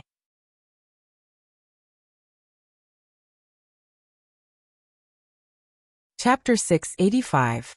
After I finished writing in the afternoon, the website crashed. I couldn't update it no matter what. Then, I had an urgent matter to attend to and had to leave today, so I sent the contents of the chapter to thee and asked him to help me update it. I didn't expect to come back and find that there were no updates. I'm truly sorry. Gauda's pupils constricted slightly as he stared at the eunuch in front of him. He had carried out secret guard work for the royal family for many years. Of course, he recognized the ace of the internal court in front of him. For a moment, he wondered if Eunuch Yao had also come to Dazhou. He took a deep breath. Although he would not be afraid even if Eunuch Yao came personally, he knew that the palace had certainly found out about his whereabouts. The difficulties he was about to face must be terrifying. The eunuch coughed gently and took out a cloth from his clothes to wipe away the blood at the corners of his lips. In a raspy voice he said, "Eunuch Yao did not come. This is a matter for the court. I am now working for Scholar He." Gauda glanced at him and cautiously took half a step back. His gaze swept around and his grip on his mute wife's hand tightened. Hearing the eunuch's words, he finally knew that there were people in court who did not believe he had died and had been investigating this matter in secret. 2 more eunuchs walked out from the shadows by the city gate. Gauda stared at the eunuch in the lead and said, "You are not a match for me." The 3 aces of the internal court were silent, particularly the one in front. His emotions were unusually complicated. This time, they had followed the aces of the Ministry of Justice's 13 Yamans to Dazhou to do business. They faintly knew that Scholar He was investigating the omissions from the Dong Mountain incident 3 years ago. This eunuch had not thought that he would actually find Gauda, this tiger guard. The officials of the Ministry of Justice had already surrounded them. Other than those who had been injured by Gauda's knife, there were dozens of people. Looking at the situation, even if Gauda grew wings, he would not be able to fly out. The eunuch coughed again. When he had exchanged blows with Gauda earlier, his internal strength had rebounded, and he had already been injured. The gaze he looked at Gauda with fear and admiration. "I didn't expect you to actually be alive. I also didn't expect you to not fall behind all these years." The eunuch's gaze was a bit muddy but carried a ruthless coldness. "Since I was lucky to run into you today, don't think about leaving." As if his face had changed, the eunuch's expression suddenly became cold and grim. Gauda had long gotten used to the way the internal court did things. He only looked at him calmly and said, "If you want to keep me here, you will probably have to pay a great price. We are not afraid of paying the price." The eunuch glanced at the beautiful woman beside him and said with a strange smile, "However, the price you will pay may not be something you can bear. Just surrender. You know you have no way out, so why drag others down? The eunuch said gently. At this moment, the sun had already set, leaving behind a wisp of helpless twilight that enveloped the city gate. It was drowsy and caused one to feel drowsy. A hint of struggle and sorrow flashed through Gao Da's eyes. After a moment of silence, he faintly said, "If I'm captured by you, I won't be able to live. Does that mean she will be able to live?" The eunuch lowered his head and said a moment later, "Adults naturally have to pay for their actions. As for whether the child on your chest is dead or alive, only the palace can decide." "Then why shouldn't I? You don't have to die right now. You can live a few more days. As for this child, perhaps after that young man learns of this matter, he will be willing to protect it for you." The eunuch glanced at him meaningfully. "Young man?" A glimmer of confusion flashed through Gao Da's eyes. If Sir Fan Jr. knew he was still alive in this world, was surrounded by people outside the Dazhou city gate, and knew he had a child in his arms, what would he do? He had committed the crime of deceiving the ruler, so there was no reason for him to escape. However, Sir Fan Jr. should be able to protect the child in his arms, right? The officials of the Ministry of Justice all maintained their silence. The gaze they looked at the knife-wielding man carried a glimmer of fear. In the battle at the city gate earlier, in just a few breaths, 6 of their colleagues had died tragically to that blade light. They knew this knife-wielding man with his wife and child was the legendary Tiger Guard, the Tiger Guard who had fought Sigu Jian to the death on Dong Mountain. They had already surrounded him, so why didn't they immediately charge forward and cut him to pieces? Everyone had this impulse because of the unease in their hearts. However, they knew that Scholar He's secret investigation this time would ultimately rely on these 3 internal court aces. The other party had not spoken to attack, so it was best for them to remain silent. Perhaps it was because he saw Gao Da struggling and hesitating that the expression of the internal court ace gradually darkened. In a stern voice he said, "You were a Tiger Guard of the royal family. You fled on Dong Mountain and abandoned the ruler. This is seen as treason. If you still don't kneel, do you want to continue rebelling?" Gao Da's face became deathly pale. Sigu Jian's sword had attacked from the sky on Dong Mountain. The limbs of his comrades below the long stone steps had been sent flying. Fresh blood flowed between the mountain rocks. These scenes reappeared in front of his eyes. He was the commander of the Tiger Guards and a well-known figure among the hundreds of Tiger Guards. Ever since he was young, he had been instilled with the idea of loyalty to the ruler and patriotism. He was willing to die for the emperor. However, Gao Da had followed Fan Xian for 3 whole years. His horizons had gradually widened. Most importantly, his personality and outlook on life had been greatly influenced by Fan Xian. Fan Xian had always been a gentle person. The small details of his daily life and the taste in his words were enough to affect too many people by his side. Thus, Gao Da was the first Tiger Guard in history to flee on the eve of battle. The ace of the internal court had brought up the Dong Mountain incident to weaken his fighting spirit. The deathly pale color on Gao Da's face did not remain for long. It gradually returned to normal. He stared at the other party with a chill and said, "Abandon the ruler? Abandon the ruler?" When he had made up his mind to flee Dong Mountain, Gao Da had struggled in his heart. However, during these 3 years of wandering among the Qing people, his thoughts in his dreams at night, and the rumors he had heard, they had made him think about the events of the past countless times. His voice became sharp and cold like a knife. He angrily said, "Was it me who abandoned the emperor, or was it the emperor who abandoned me?" On Dong Mountain, 100 Tiger Guards all died at the hands of the enemy for the sake of exhausting Sigu Jian's killing intent. Gao Da grew angry. His voice grew louder as his eyes widened in anger. "I am a Tiger Guard. I am willing to use my life to protect the emperor's safety, but I am not willing to throw my life away for some bullsh*t reason. Even if I die, I want to die knowing the reason."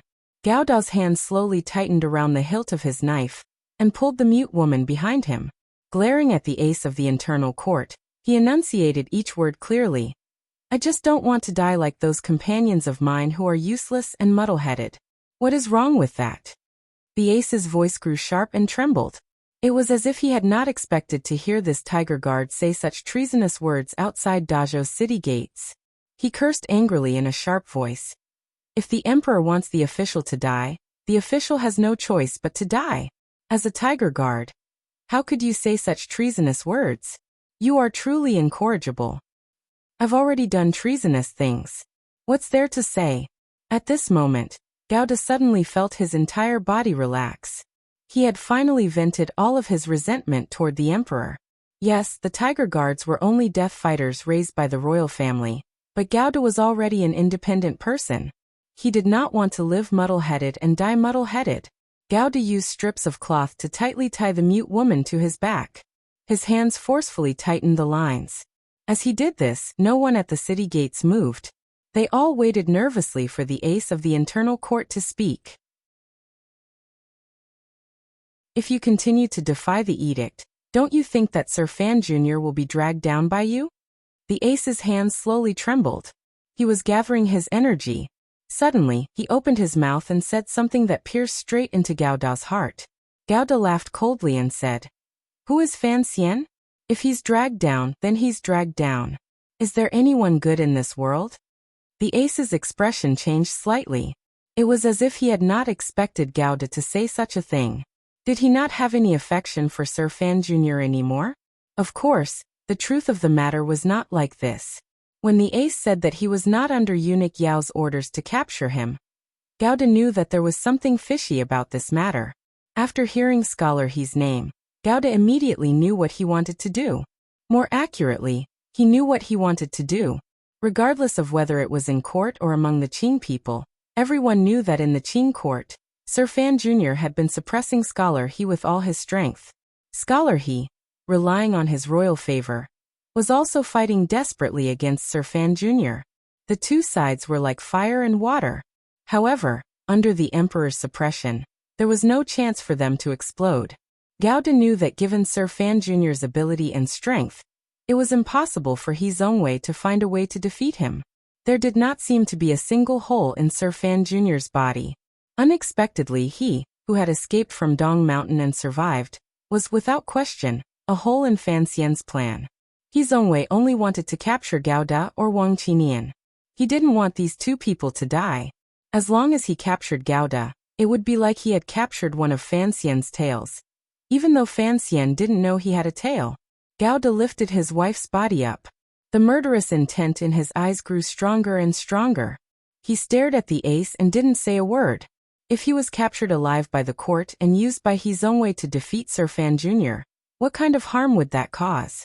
Gauda had followed Fan Xian for too long, and understood him well. Sir Fan Jr. appeared cold and heartless, but he was actually a very protective person. This kind of protection was different from Director Chen's. Fan Xian would give his truest concern to the people close to him. If the court captured him, Sir Fan Jr. would probably risk a taboo to rescue him. Gauda did not want Sir Fan Jr. to sink into a dangerous situation for him, so he decided to fight to the death and not surrender. He would rather die in front of Dazhou's city gates than surrender without a fight. He also did not want to drag him down for a few more days. However, he had wronged the wife behind him and the child in front of him. A glimmer of hopelessness flashed through Gauda's eyes, as well as a deep sense of guilt. Holding the knife in his hand, he roared and charged forward. There was no end to killing people. There would always be a moment when a knife would break. How could one person oppose the powerful machinery of a country? Although Gauda was valiant, he was not a great grandmaster. Under the powerful pursuit of the Qing court, it was already particularly terrifying that he could last until nightfall. Soaked in blood and exhausted, he only managed to charge 3 li out of Dazhou. The Ministry of Justice aces and soldiers who had surrounded him cleverly maintained their distance, and only attacked in batches. They did not allow the situation to become so chaotic that Gauda had any chance to break out of the encirclement. There were torches all around, scattered all around the road. They looked brighter than the stars in the sky. The ace looked coldly at the pursuit on the road in front of him. Judging when Gauda would run out of energy, he furrowed his brows slightly and said, "Have the children be careful. Don't just attack the woman on his back." An official of the Ministry of Justice was slightly shocked. Turning his head to glance at him, he asked, "Sir, why is that?" In the eyes of these officials, although Tiger Guard Gauda was more powerful than they had imagined, He had a child in his arms and a woman on his back. As long as the tip of the knife pointed toward those places, he would always have some fear and be injured more. The ace slowly walked toward the center of the battle. As he walked, he coughed. Narrowing his eyes, he said, "If we really accidentally kill that woman, once Gouda goes crazy, how can we capture him alive? As long as that woman is alive, she is as heavy as a mountain for Gouda. Even if he wants to commit suicide, he will have to think about it a bit longer." Even now, this ace still wanted to capture Gouda alive. After all, this was something Scholar he had requested countless times. If Gouda died, how could he threaten Fan Xian? He Zhongwei was still hoping to use Gouda to provoke the relationship between Fan Xian and the emperor. This ace could not guess. No one knew how many people Gouda had killed. He was like a mad tiger and covered in blood. 2 of the 3 internal court aces had already been heavily injured by his heavy blows. Many officials of the Ministry of Justice had also died to his knife. However, his knife was gradually cracking. The zhenqi in his body was about to be exhausted.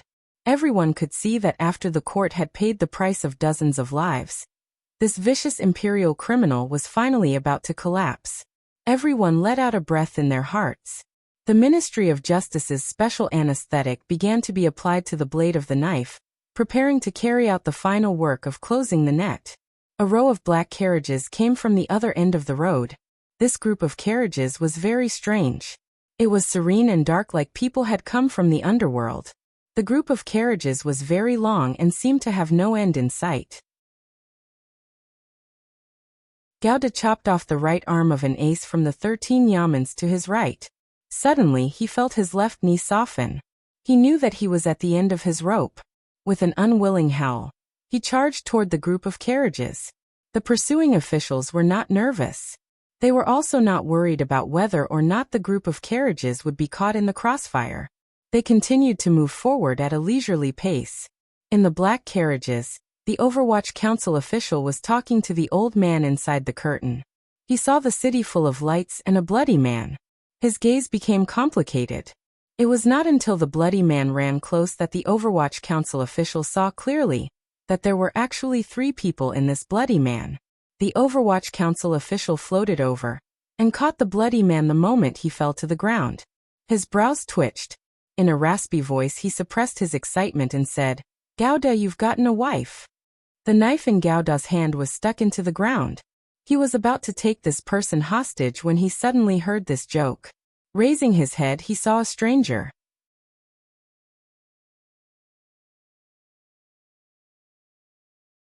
Chapter 686.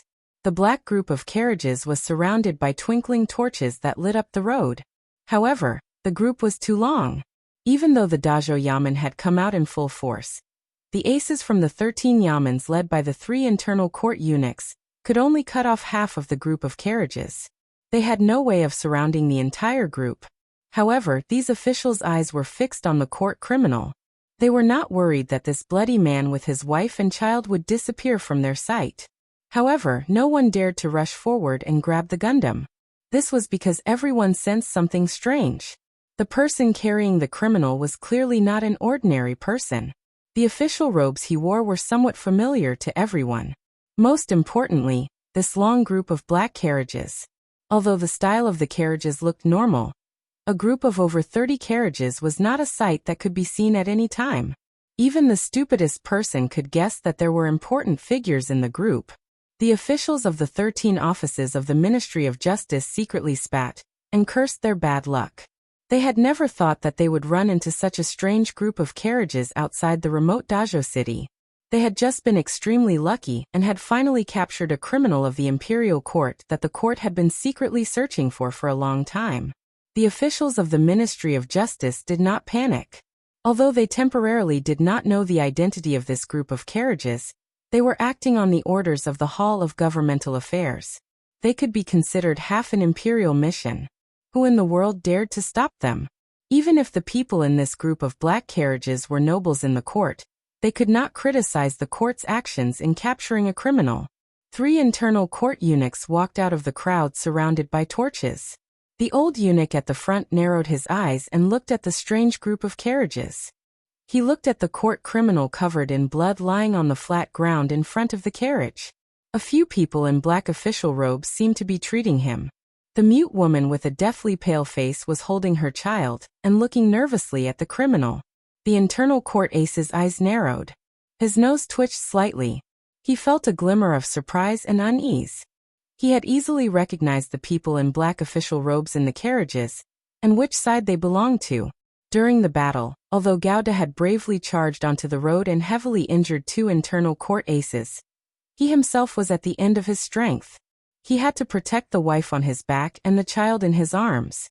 There were many wounds on his body that should not have appeared. The internal court ace who was in charge of the arrest also felt his chi and blood churn. He could not calm down for a moment. He looked at the convoy in front of him and frowned slightly.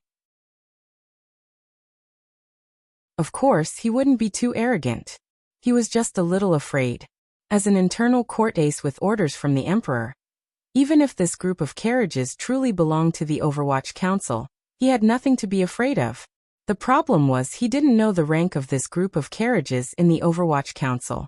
Most importantly, the criminal the court wanted was Tiger Guard Gouda, who had once been Sir Fan Jr.'s trusted bodyguard. If the Overwatch Council discovered this and Sir Fan Jr. was in this group of carriages, the eunuch took a deep breath and slowly walked forward under the light of the torch. Facing the pure black carriage on the road, he said in a raspy voice, "Internal Court Hichigan has come by imperial edict to capture a criminal." He didn't first ask about the identity of this group of carriages. Instead, he took the initiative to state his identity and purpose of coming. Thus, if the black group of carriages made any strange movements, the internal court would have a head start. The aces of the 13 yamans of the Ministry of Justice gradually realized that something was wrong. They were no longer as confident as before. Instead, they spread out warily around the carriage. However, the soldiers of the Dajo Yamen were confused. These men from Jingdo all had their eyes on top of their heads. Even when faced with the court criminal who was like a vicious tiger, no one would take a step back. Why were they so cautious when faced with this black group of carriages? Criminal? The Overwatch Council official squatting by Gao Da's side, and tending to his injuries suddenly furrowed his brows. Hearing the internal court eunuch's words, a complicated emotion suddenly flashed through his eyes. Gazing at the unconscious Gouda, he muttered to himself in a low voice, "So you also slipped away back then?" The internal court eunuch did not receive a reply, but this was within his expectations. The Overwatch Council's actions had always been secretive. Once they went up against the major yamans of the court, they became unusually arrogant and unreasonable. Although the internal court had the function of supervising the Overwatch Council in name, with the deliberate connivance of Chen Pingping and Fan Xian, the previous 2 directors, the Overwatch Council was not very afraid of the internal court. Which official of the council is in the group of carriages? Is there something important? The internal court eunuch's eyelids drooped slightly. Coldly, he said, "Please hand this criminal to the internal court to deal with." There were more than 30 carriages.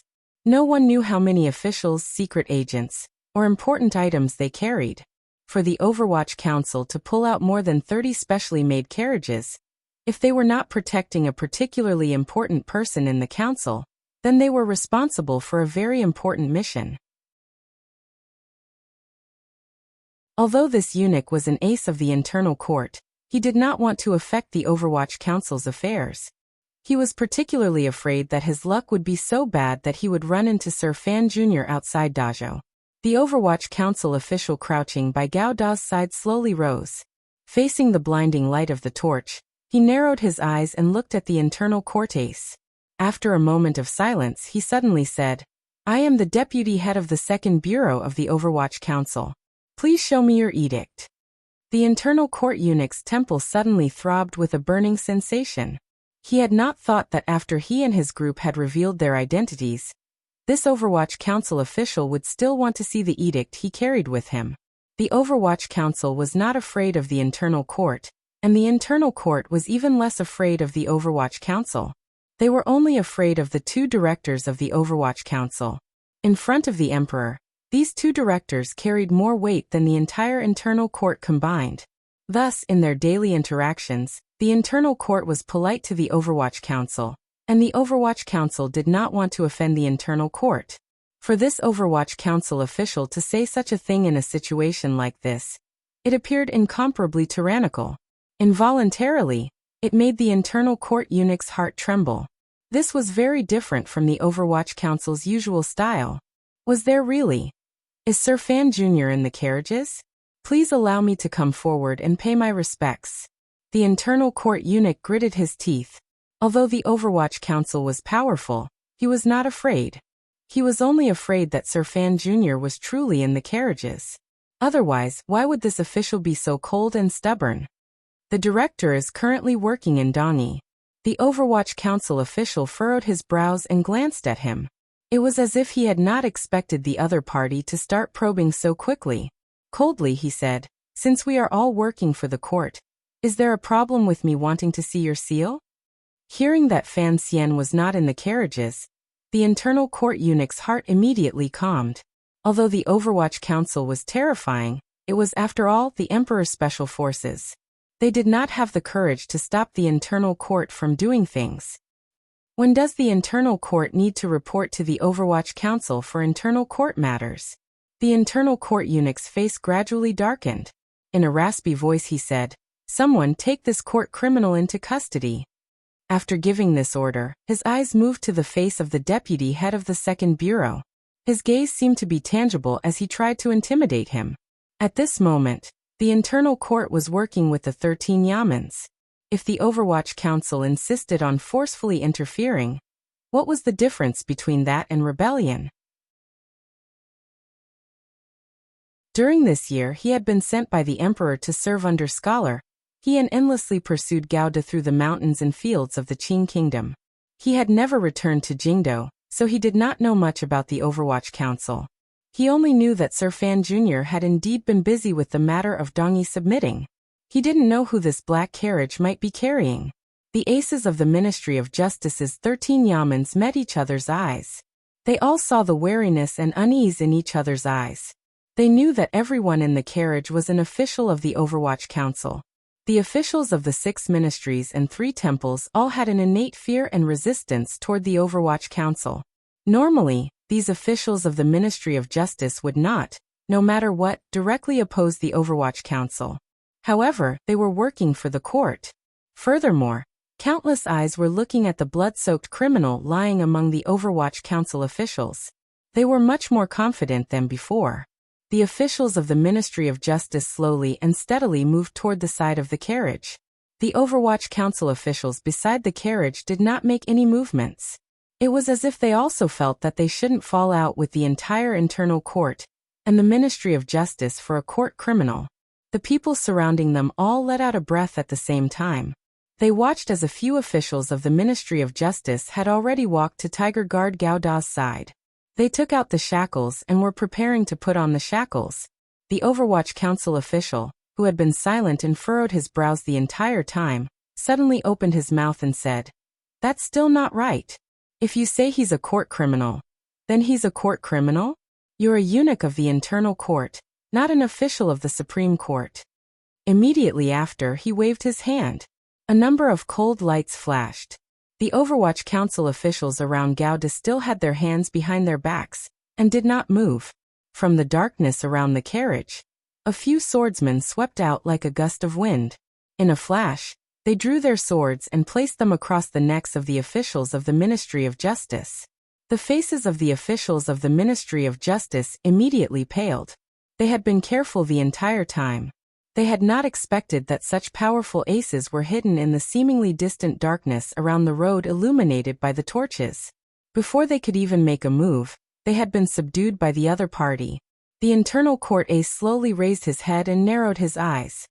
His pupils constricted slightly as he looked at the movement in front of him. He looked at the swordsman completely shrouded in black clothing and couldn't help but feel a glimmer of coldness. The assassins of the 6th Bureau of the Overwatch Council truly lived up to their reputation. However, he was not afraid at all. Looking at the deputy head of the 2nd Bureau, he coldly said, "It looks like you also know the identity of this criminal, and that he was Director Fan's trusted aide. What was killing people? This was killing people." The hundreds of people present all heard these words. No one could kill everyone to silence them. As long as the Overwatch Council stopped the internal court from capturing this criminal, then the rumors added to Fan Xian's name would naturally travel to Jingdou. The Overwatch Council official lowered his head slightly and thought for a moment. He then said, "Stupid old eunuch, I don't care what you say. You said you were acting by imperial edict, so I want to see your seal. Even if you don't have it, you still have to show me the Ministry of Justice's wanted notice. Otherwise, if I say you are a bandit who has brought disaster to your village, what excuse do you have?" After saying this, a cold smile rose to the corners of the official's lips. He appeared icy and confident.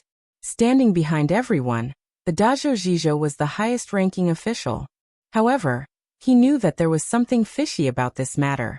Furthermore, it involved the Overwatch Council, the Hall of Governmental Affairs, the Internal Court, and the Ministry of Justice. As a mere Zhizhou of a small province, how could he involve himself in this? Hearing about the bandit, the Zhizhou couldn't help but smile bitterly. The people of the Overwatch Council were indeed shameless and ruthless. In front of so many court officials, they dared to call an internal court eunuch a bandit. Capturing Gao Da and Wang Qinian had always been a secret matter that He Zhongwei had secretly carried out. He wanted to hide this matter until the end so that once the conflict between the emperor and Fan Xian exploded, there would be no chance to turn it around. Thus, he had not reported it to the emperor ahead of time. Of course, it was impossible for him to have the emperor's personal seal. Furthermore, he did not dare to let Fan Xian's powerful subordinates know of his plans. Thus, everything was done in secret. There wasn't even a Ministry of Justice wanted notice. If he captured Gao Da or Wang Qinian, it would be easy to make up for these procedures later. However, the Overwatch Council official had sharp eyes and immediately saw the problem. With one sentence, he forced the Internal Court and the Ministry of Justice's Special Department officials to the foot of the mountain. The Internal Court eunuch was silent for a moment. He could not bring out the Emperor's edict or the Ministry of Justice's wanted notice, but he could not just watch as Gao Da, a court criminal, slipped away in front of his eyes. My identity is naturally verified by the officials of the Ministry of Justice. All the officials of the Ministry of Justice have tokens with them. The Internal Court eunuch coldly turned the matter in another direction. If the Overwatch Council wants to stop us, they might as well kill us all. After these words were said, the entire road fell silent. A stern and cold atmosphere began to spread among the crowd. They appeared nervous, but the Internal Court eunuch's heart was calm. Presumably, the officials in the Overwatch Council carriages had already learned of Tiger Guard Gao Da's identity in the shortest amount of time possible. They knew of Gao Da's relationship with their director. Regardless of whether or not they had found out what the court wanted to do with this matter, they would not allow the Internal Court to capture Gao Da so easily. The problem was the Internal Court and Ministry of Justice had to capture Gao Da and bring him back to Jingdou before the Overwatch Council sent the information to Fan Xian. They had to use force. The Internal Court eunuch believed that no matter how forceful the Overwatch Council was, they would not kill everyone in the mountains of the Qin Kingdom. The eunuch believed that the 30-odd carriages of the Overwatch Council had the power to kill all of them. He believed that if the Overwatch Council did not want to rebel, they would not use such ruthless methods. Thus he walked coldly and slowly toward Gao Da. The Overwatch Council official turned his body and looked at him coldly out of the corner of his eye. It was as if he was still calculating how to handle the situation before him. If this had been any other time, the official would have long thought of countless sinister ideas that would make the Internal Court and Ministry of Justice want to eat **T. However, he had suddenly encountered Gao Da and suddenly heard that the court was capturing an imperial criminal. In particular, he had discovered the hidden dangers of this matter that could drag the commissioner into it. The official's emotions were agitated. For a moment he could not come up with a firm idea. No one came down from the carriage. All of the Overwatch Council officials and secret agents, including the 6th Bureau swordsman hidden in the darkness, waited for him to speak. He still did not speak until the Internal Court eunuch walked to Gao Da's side. Right at this moment, a wave of noise suddenly broke the silence and austere atmosphere outside Dazhou City. A wave of women's laughter and noise suddenly resounded through the night sky. It was just like the stories of fox immortals told in novels. The silent long night suddenly became a paradise for people to take a stroll in. Everyone's ears perked up. They grew nervous. How could there suddenly be so many women in the middle of the night? Immediately after, these people's eyes widened. They had never thought that one day, no one night, they would see so many beautiful women at the same time. Countless beautiful women in colorful dresses, beautiful as the wind, elegant figures, and all kinds of makeup surged from the back of the carriages toward the sternly scene.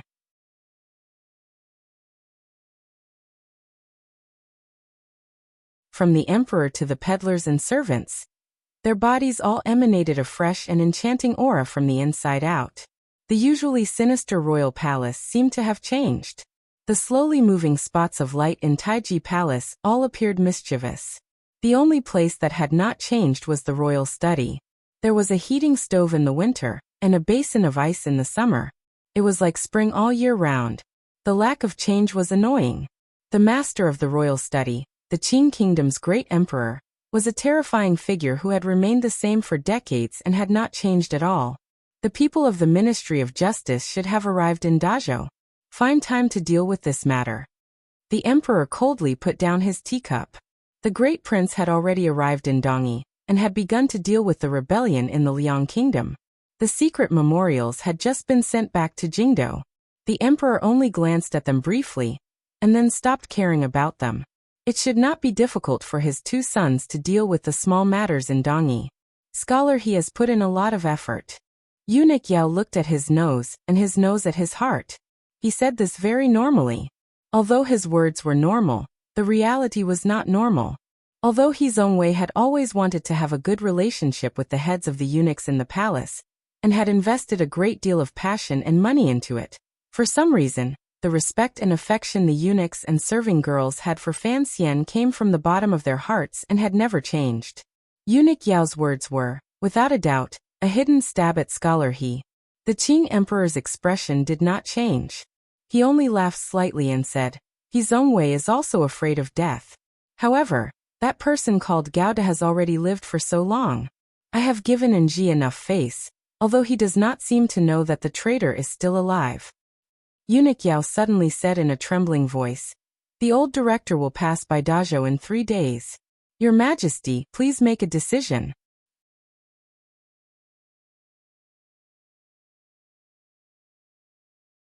Chapter 687. The mischievous speck of light ran away coolly from under the bright tiles of Taiji Palace. Passing through the heavy wooden doors of the rear palace, it ran into Hongguang Palace, burrowed into Shufang Palace, circled a few times under the slightly scarred tree, and finally hid in Guangxin Palace, which no one had lived in for a long time. Even in the slightly dry autumn wind, Guangxin Palace continued to emit a faint and bitter coldness. The white curtains in the palace had long become broken and brittle muslin. There were plum blossoms but no people. They only shone brilliantly. Even when they bloomed to the point of decay, they were still lonely. Compared to the quiet back palace, the imperial city around the front hall did not match the light atmosphere of the imperial palace. Especially inside the green stone imperial city, in the room deep under the vermilion-red palace wall, there was a solemn atmosphere. A few cold-eyed generals stood guard outside the room, but inside the room, it was unknown what they were talking about. I wonder when the great prince will return. General Gong Dian, who had resumed his position as commander of the imperial army, and was in charge of the safety of the entire royal palace, stood by the person's side. There were not many people in this world who could make Gong Dian stand so obediently by his side. The person at the table was one of them. The head of the Bureau of Military Affairs, who had rendered meritorious service during the Jingdou Rebellion, and was now appointed by the emperor to control the armies of the world, Commander Yi stroked his teacup with one hand. His eyes appeared slightly serious. He didn't speak for a long time. Brother? Perhaps this kind of silence was difficult for Gong Dian to endure. In the end, he couldn't resist reminding him. Oh. Yi Zhong seemed to wake from his thoughts and replied, Director Fan Jr. will be returning to the capital in a few days. If the great prince wants to return, it will be at least the beginning of spring. He glanced at Gong Dian. A complicated emotion flashed through his eyes. A moment later he said in a low voice, "What exactly do you want to ask? Even if the great prince returns to the capital, presumably he will immediately be transferred to Yanjing by the emperor to prepare for the northern expedition. What exactly do you want to ask?" Gong Dian was silent. He and Yizhong were both the emperor's trusted aides. However, although the entire royal palace appeared peaceful this afternoon, there was a murderous intent hidden within it that he was not used to. He faintly guessed that this murderous intent had something to do with the major figure, who had just left Jingdo not long ago. Otherwise, his senior brother would not have been overseeing matters in the Bureau of Military Affairs. Instead, he calmly waited outside the royal palace for an entire day. "What are you waiting for?" asked Gong Dian.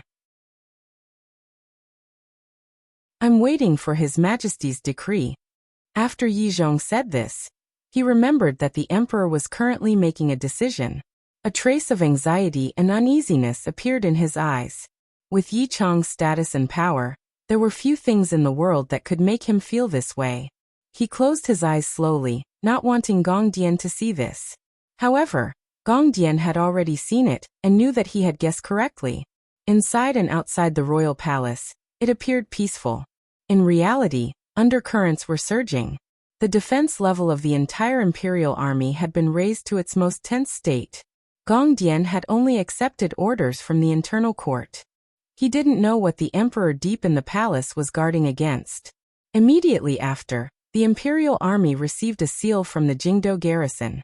Only then did they know that Shifei had led 15,000 Jingdo garrison soldiers and spread out in a formation along the south side of Jingdo. It seemed to be a drill, but it also seemed like they were preparing for a major battle. The Bureau of Military Affairs also moved. The internal court also moved. In the streets and alleys of Jingdo, various factions began to prepare. To be able to move so much military power and arrange such a large formation within one day, it could only be the Qing emperor alone. In the present world, there was only one person who was worthy of the emperor's serious and careful treatment, and who had the power to make the emperor expend so much energy. Only that person could make Yizhong, the head of the Bureau of Military Affairs, unable to stop his uneasiness and anxiety as he waited for the emperor's final decree. All sorts of situations interweaved together. Gong Dian finally confirmed that the emperor was going to act against Director Qin. Why? Gong Dian's throat was a bit dry. He sat down by Yizhong's side and raised his cup of cold tea to drink it in one gulp. However, it did not extinguish the burning fear in his heart. The imperial army protecting the palace, the movement of the garrison, and the Bureau of Military Affairs were, without question, arrangements aimed at the Overwatch Council in Jingdo. Regardless of whether it was the emperor, Commander Yizhong, or Gong Dian, once they thought that the person they were going to deal with was Chen Pingping, none of them had complete confidence. Only these people at the very top of the Qing kingdom knew what kind of power Chen Pingping, this skinny old cripple, had in his hands. Although he was no longer the director of the Overwatch Council, he had been the king in the darkness of the land for decades. Once he was in a dangerous situation, who knew what kind of power he would explode with? What made Gong Dian feel the most terrified, uneasy, and even faintly angry at the emperor, was that he could not find any reason why the court wanted to deal with Director Qin. Was it just because his achievements shocked the emperor? This made no sense at all. If he had considered this, perhaps the emperor would have killed Chen Pingping 20 years ago. Did Chen Pingping have disloyalty? Everyone under heaven knew that Director Chen was the most loyal official at the emperor's side. If it weren't for him, the emperor would have died countless times back then. Why? This was the explanation Gong Dian needed to hear the most. He began to feel that the emperor was too muddle-headed. Regardless of what the people thought of the Overwatch Council or Chen Pingping, the Overwatch Council was the emperor's special agency. Chen Pingping had always been the emperor's loyal dog. For the emperor to risk the danger of court chaos to do such an unreasonable thing. If it wasn't muddle-headed, what was it? Yizhong sat by the little table and was silent for a long time without saying a word. Of course, he knew why Gong Dian had lost his composure. Even though he had countless soldiers in his hands, he knew that he was dealing with Chen Pingping and the entire Overwatch Council. in the depths of his heart, he still felt a tremor and fear. Qin Pingping's reputation was too great. The things in his head were not things that normal officials could understand. Decades of history had long proven that anyone who used crafty plots and schemes to deal with Qin Pingping, in the end, would not meet a good end. Xiao En at his peak was one of them. The rebellions of the eldest princess and the old Qin family became a joke under the combined efforts of Director Qin and the emperor. Yi Zhong took a deep breath. There was a hint of unswerving determination in the darkness of his square face. What you need to do is to protect the safety of the royal palace. What I need to do, without question, is to stabilize the Qin kingdom's army. As for those other things, naturally someone will do it. You must act. Otherwise, the emperor would not have summoned you here today. Gong Dian glanced at his brother disciple with a face full of worry. He didn't feel good in his heart. Back then, Qin Pingping had been able to place a 20-year spy in the old Qin family. Who knew who in the Yi family, or even the most reliable Dingzhou army, were Qin Pingping's people? The emperor is muddle-headed. Gong Dian thought that if the emperor truly broke off relations with Director Qin, no matter what the final outcome was, the entire Qin court would suffer irreversible damage because of this turmoil. The Overwatch Council might not rebel. Yi Zhong closed his eyes tightly and faintly said, "The emperor must have his own way of controlling the Overwatch Council." Gong Dian only shook his head. Although in his heart, the emperor was the most powerful person in the world and most worthy of loyalty and worship, Qin Pingping was, without question, the most powerful person hidden in the darkness. The Overwatch Council was not so easy to control. Immediately after, he thought of another terrifying matter. If the old director is truly captured and brought back to Jingdou, Gong Dian stared into Yi Zhong's eyes and said through gritted teeth, "What will Sir Fan Jr. do? The emperor is muddle-headed." This was the third time he had said the emperor was muddle-headed. As a loyal official, Gong Dian's reaction was indeed a bit big. However, this could not be blamed on him. Anyone who knew the true movements of the court would feel a chill from the bottom of their hearts. If this operation was targeted at Qin Pingping, it was the same as targeting the Overwatch Council. Fanxian. Yi Zhong suddenly opened his eyes and coldly said, "He has probably just left Dongyi. Once the ship has sailed, what can he change? Even if Qin Pingping has the grace of passing on his legacy to him, in the end, this is the emperor's will. As a son, would Fanxian have the desire to avenge his father because of an old superior?" Gong Dian thought about it carefully and slowly nodded his head. These two important military officials only thought that Fanxian being able to take control of the Overwatch Council was the emperor's will, and that Qin Pingping had only played the role of passing on help and guidance. They had completely not thought of Fanxian's feelings for Qin Pingping, or the story this matter involved many years ago. "Shi Fei has already brought the Jingdou garrison south," Yi Zhong slowly said. Yi Chong spoke slowly. "I only hope that this incident will cause as little commotion as possible." Impossible. Gong Dian very straightforwardly shattered Commander Ye's fantasies. They were all officials of the Qin kingdom. They all hoped that the Qin kingdom would be able to maintain stability and harmony while the present situation was good. They all hoped that the Qin kingdom could move steadily and powerfully toward its most glorious day. However, everyone knew that the battle between the emperor and Qin Pingping would certainly create a large chasm in this country. "I don't know what His Majesty is thinking." Yi Chong's expression was steely as he said word by word. "I only know that if Your Majesty wants to arrest Director Qin, the director must have done something." Gong Dian shook his head. "I don't think so. If the Qin kingdom's great emperor was like a god in the sunlight, unattainable, dazzling, and ruling over the world, then the Qin kingdom's great emperor was like a god in the sun. Then Qin Pingping, who had controlled the Overwatch Council for decades, was like a king in the darkness. He had always carefully hidden behind the emperor's light, and helped the emperor complete some things that were inconvenient for him to do. He helped the Qin kingdom control some things in the darkness. For decades, the Qin court had always advanced in the struggle between the civil official system and the Overwatch Council. Regardless of whether it was the powerful Prime Minister Lin Ruofu, or the Hall of Governmental Affairs and Imperial Censorate later, No one could shake Chen Pingping's position in court. No one could decrease the emperor's imperial favor and trust in Chen Pingping. The officials had long gotten used to this and had already given up hope. They thought that the emperor and Chen Pingping were an anomaly between ruler and official. Perhaps they would know each other until their hair turned white, and then until they died of old age. It would still be this interweaving of light and darkness. The mutual trust between ruler and official was truly a match made in heaven. That was why Gong Dian was afraid, and why Yi Zhong was worried. They didn't dare to imagine how much terrifying energy would be drawn out once the light and darkness clashed. That energy was probably not something that could be resolved by a large army pressing down on a city. Shi Fei, who knew the inside story and was heading southeast of Jingdo, was the person with the heaviest heart. Like Gong Dian, he could not understand why the emperor was acting against old director Qin. The old director had clearly resigned from all his posts and wanted to return to his hometown to retire. Why was the emperor acting now?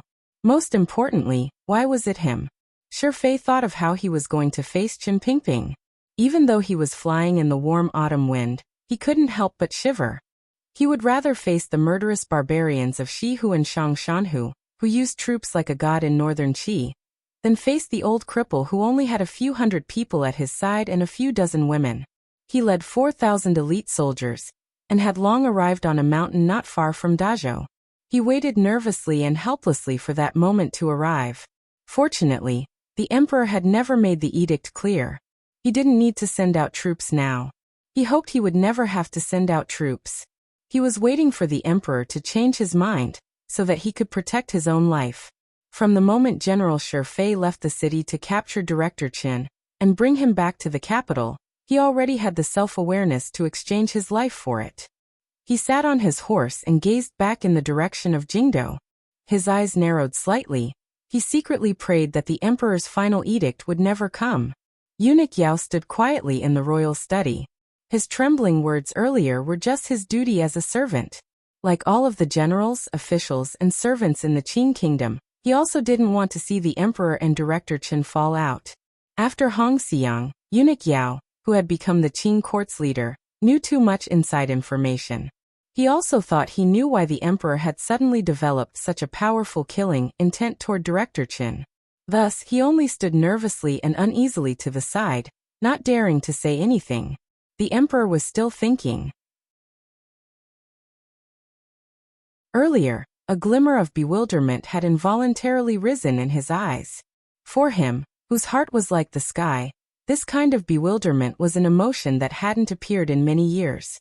Perhaps only Chen Pingping, who had accompanied him since he was a child, who had always been loyal to him, who had saved his life many times, opened mountains for the Qin kingdom, and made countless contributions, could cause him to sink into such emotions.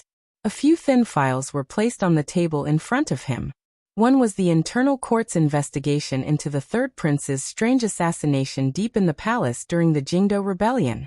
Another was the secret investigation into the Hanging Temple matter, particularly the dispute between the true head of the 6th Bureau of the Overwatch Council, the Shadow, and Sigurjian in the manner of the master of the city in Dongyi this spring. The third was Fan Xian secretly sending the heavily injured Shadow to Jiangnan. The fourth was the strangeness of the Overwatch Council on the day of the attack on Fan Xian in the valley, as well as the process of when the 2 city-guarding crossbows were shipped out of the 3rd workshop of the palace treasury. The 4th investigation file was the thickest, but the things recorded were also the most vague. The internal court and court had secretly investigated for a full 3 years. In front of the Overwatch Council, and under Chen Pingping's purposeful concealment, the Qing emperor had only found a hint and no concrete evidence. This file talked about the fire in Huichun Hall in Jingdo, and the defection of someone in the 3rd Bureau of the Overwatch Council. The matter pointed straight to the inner palace, the crown prince, the eldest princess, and that stormy night. There was a 5th, 6th, the 3rd prince, the 2nd prince Chengqian Yunrui. The emperor's face was slightly pale. He picked up a thin file and placed it to the side. Then he would say a name. He threw down 4 files and said 4 names. In the end he picked up a few files. His fingers tightened slightly as he gently placed them to the side. With a sigh he said, "This is Nji." The emperor slowly raised his head. The confusion in his eyes had long disappeared. There was only a faint trace of sorrow and a self-mocking cold smile. My most loyal official once tried to kill all of my sons. Perhaps it should be said that he forced me to kill my sons. His brows furrowed. What surprises me the most is that this old dog didn't even let Nji go. If Nji's life had not been strong, he would probably have died to his hands long ago. The Qing emperor slowly shook his head and took a deep breath. A cold light flashed through his eyes. Faintly he said, "Bring that old dog back. I want to ask him what exactly is going on." Eunuch Yao did not dare to say more. He bowed deeply and walked out of the royal study. His legs were about to give out because he understood the emperor's emotions better than anyone else. The emperor's last faint words were filled with too much unstoppable killing intent. As he was about to leave the royal study, the emperor suddenly said coldly, "Send a message to Yan Bingyan. Tell him I am watching him. Then send a message to Shifei. I want him alive." The emperor's expression remained cold. "If that old dog dies, he doesn't need to come back alive to see me."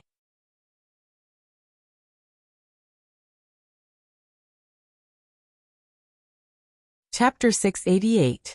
There were many things to do this month, so I didn't write much, so I didn't have the nerve to ask for votes. Today was the last day of November, so I had to ask for votes no matter what. I hoped that everyone still had votes. I pursed my lips. Next month, I will do my best to ask for votes. This is quite serious. I will write seriously and ask for votes seriously. Because regardless of whether I can finish writing Qing Yu's year next month, one thing is for sure, and that is that I will be asking for votes for the last month. I don't know what the situation will be, so I hope that everyone will leave December's votes for me. Of course, I also want today's votes. I like it very much.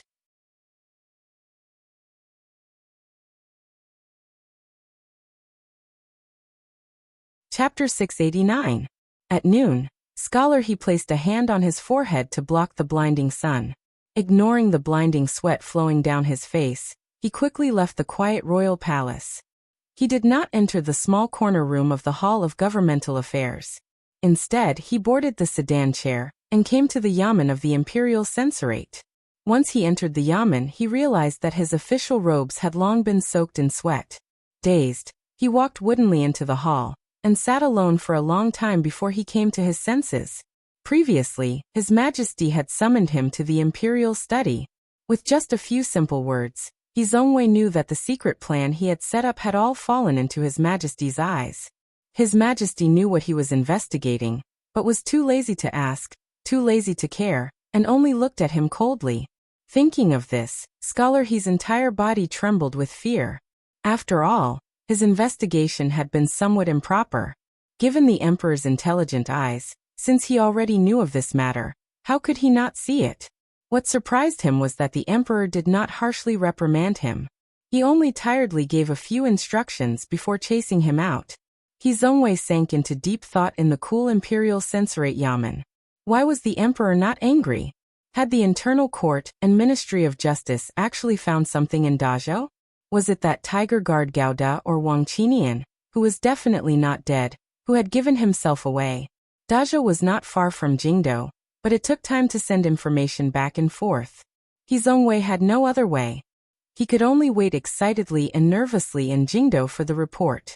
Until now, he still did not know that his search for Gouda in Dazhou was in line with the will of heaven. It would block the returning Director Chen outside the city. At the same time, it would give Chen Pingping an opportunity to act. This was also the Emperor's opportunity to act.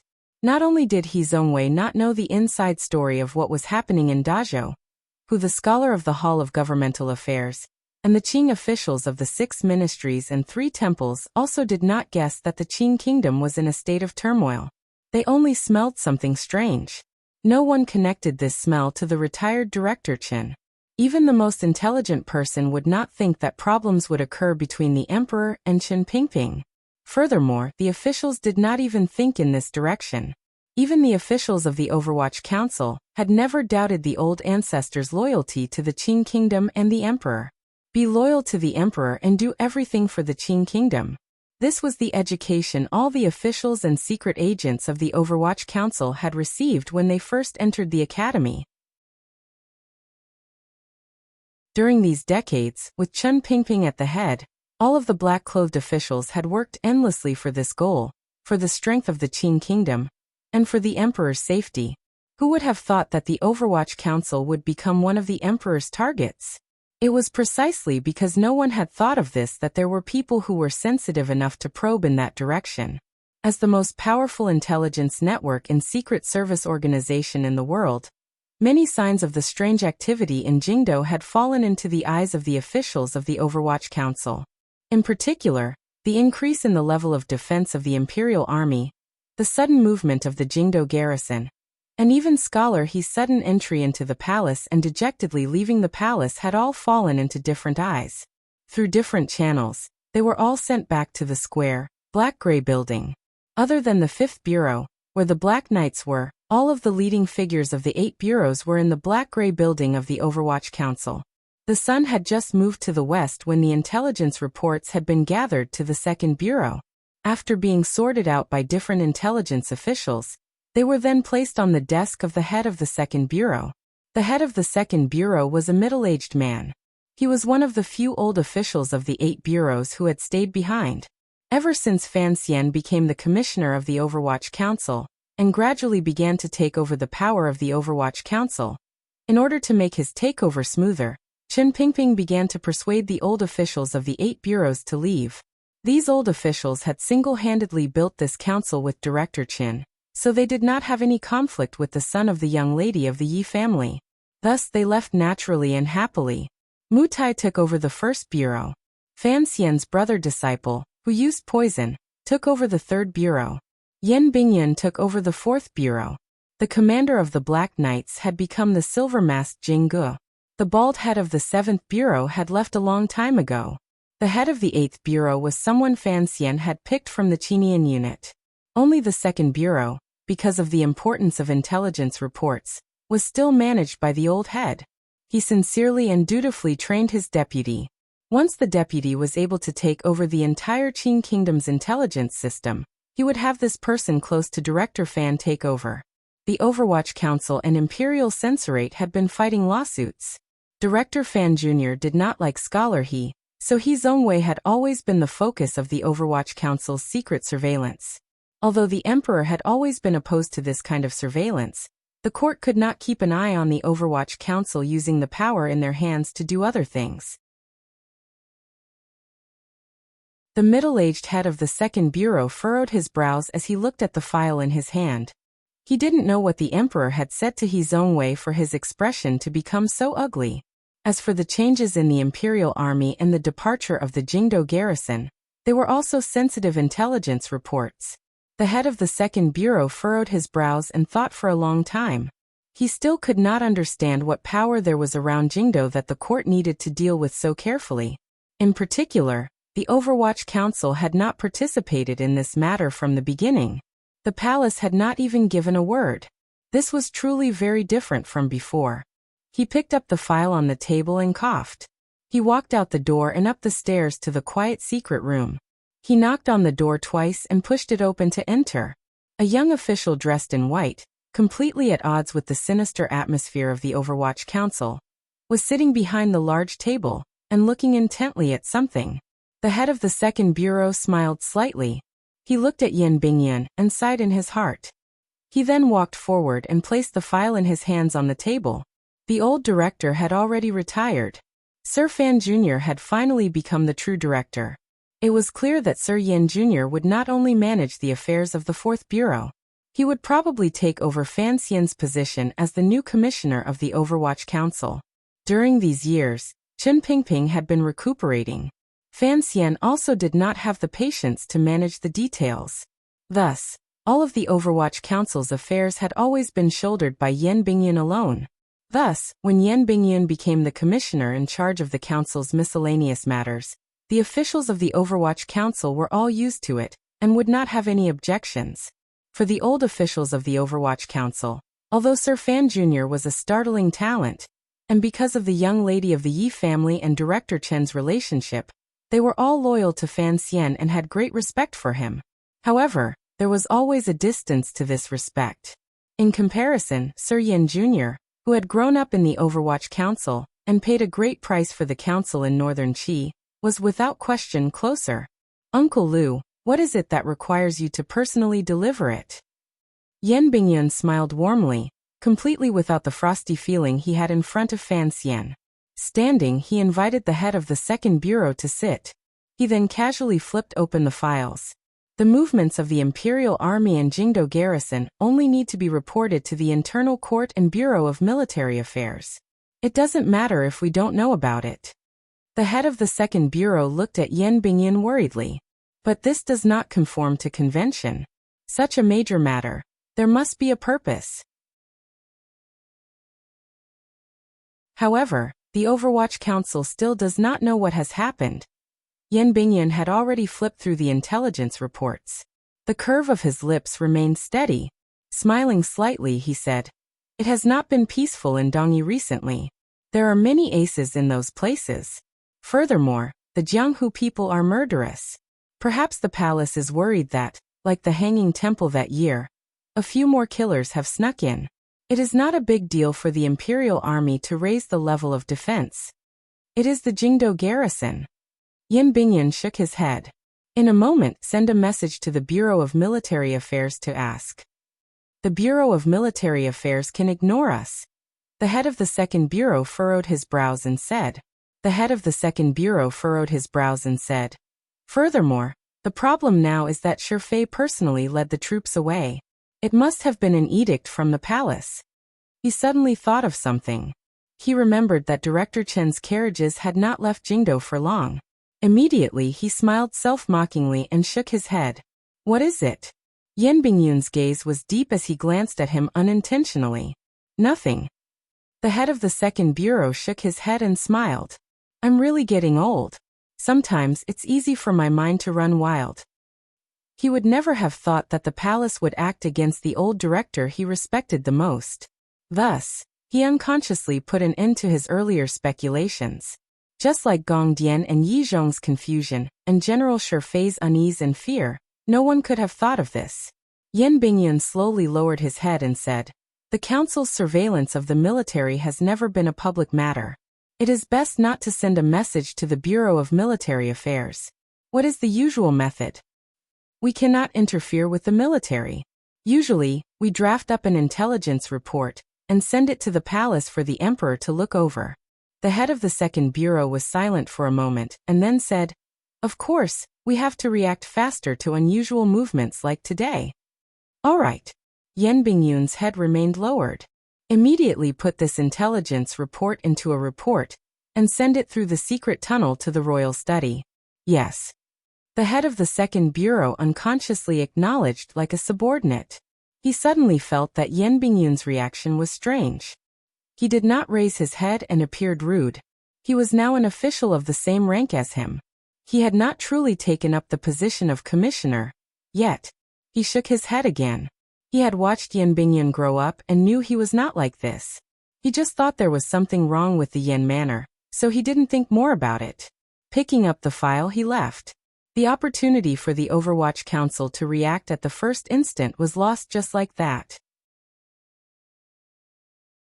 In front of the Qing Kingdom's powerful state apparatus, if the Overwatch Council as a secret agency did not have any reaction, it might be the best reaction for this country, this court, or even this square black and gray building. The room returned to its unchanging silence for countless years. Yan Bingyun slowly raised his head. If there was someone beside him, they would certainly see the increasing struggle and pain in Sir Yan Jr.'s eyes. Yan Bingyun's hands were clenched tightly under the table and did not loosen for a long time.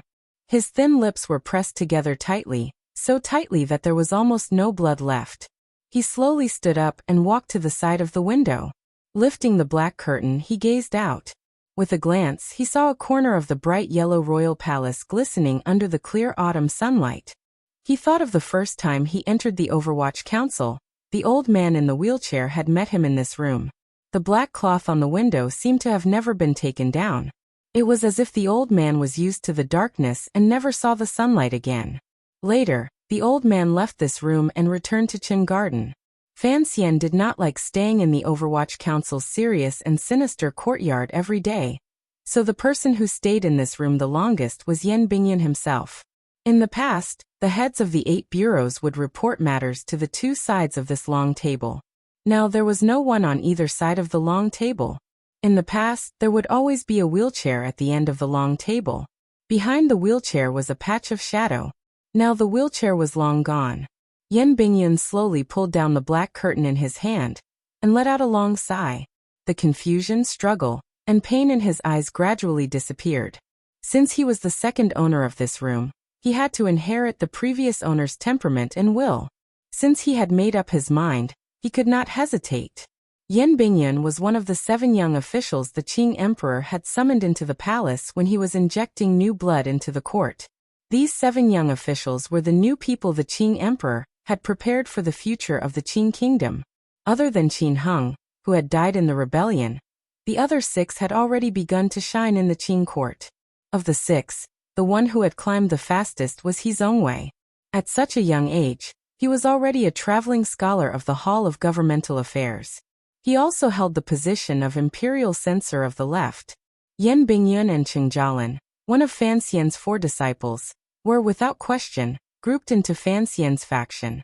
However, no one knew how much effort and intimidation the Qing kingdom's mighty emperor had put into the Overwatch Council's Sir Yan Jr. during that night's conversation. In the emperor's eyes, the most important of the so-called 7 gentlemen were He Zongwei and Yan Bingyun. Yan Bingyun slowly sat down and spread his palms flat on the table. Gently, he ran his hands over the Overwatch Council's complicated documents and intelligence reports.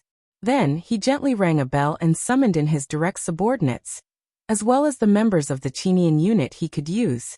In a quiet voice, he gave out order after order. These orders did not appear to have any connection to each other, and did not draw much attention.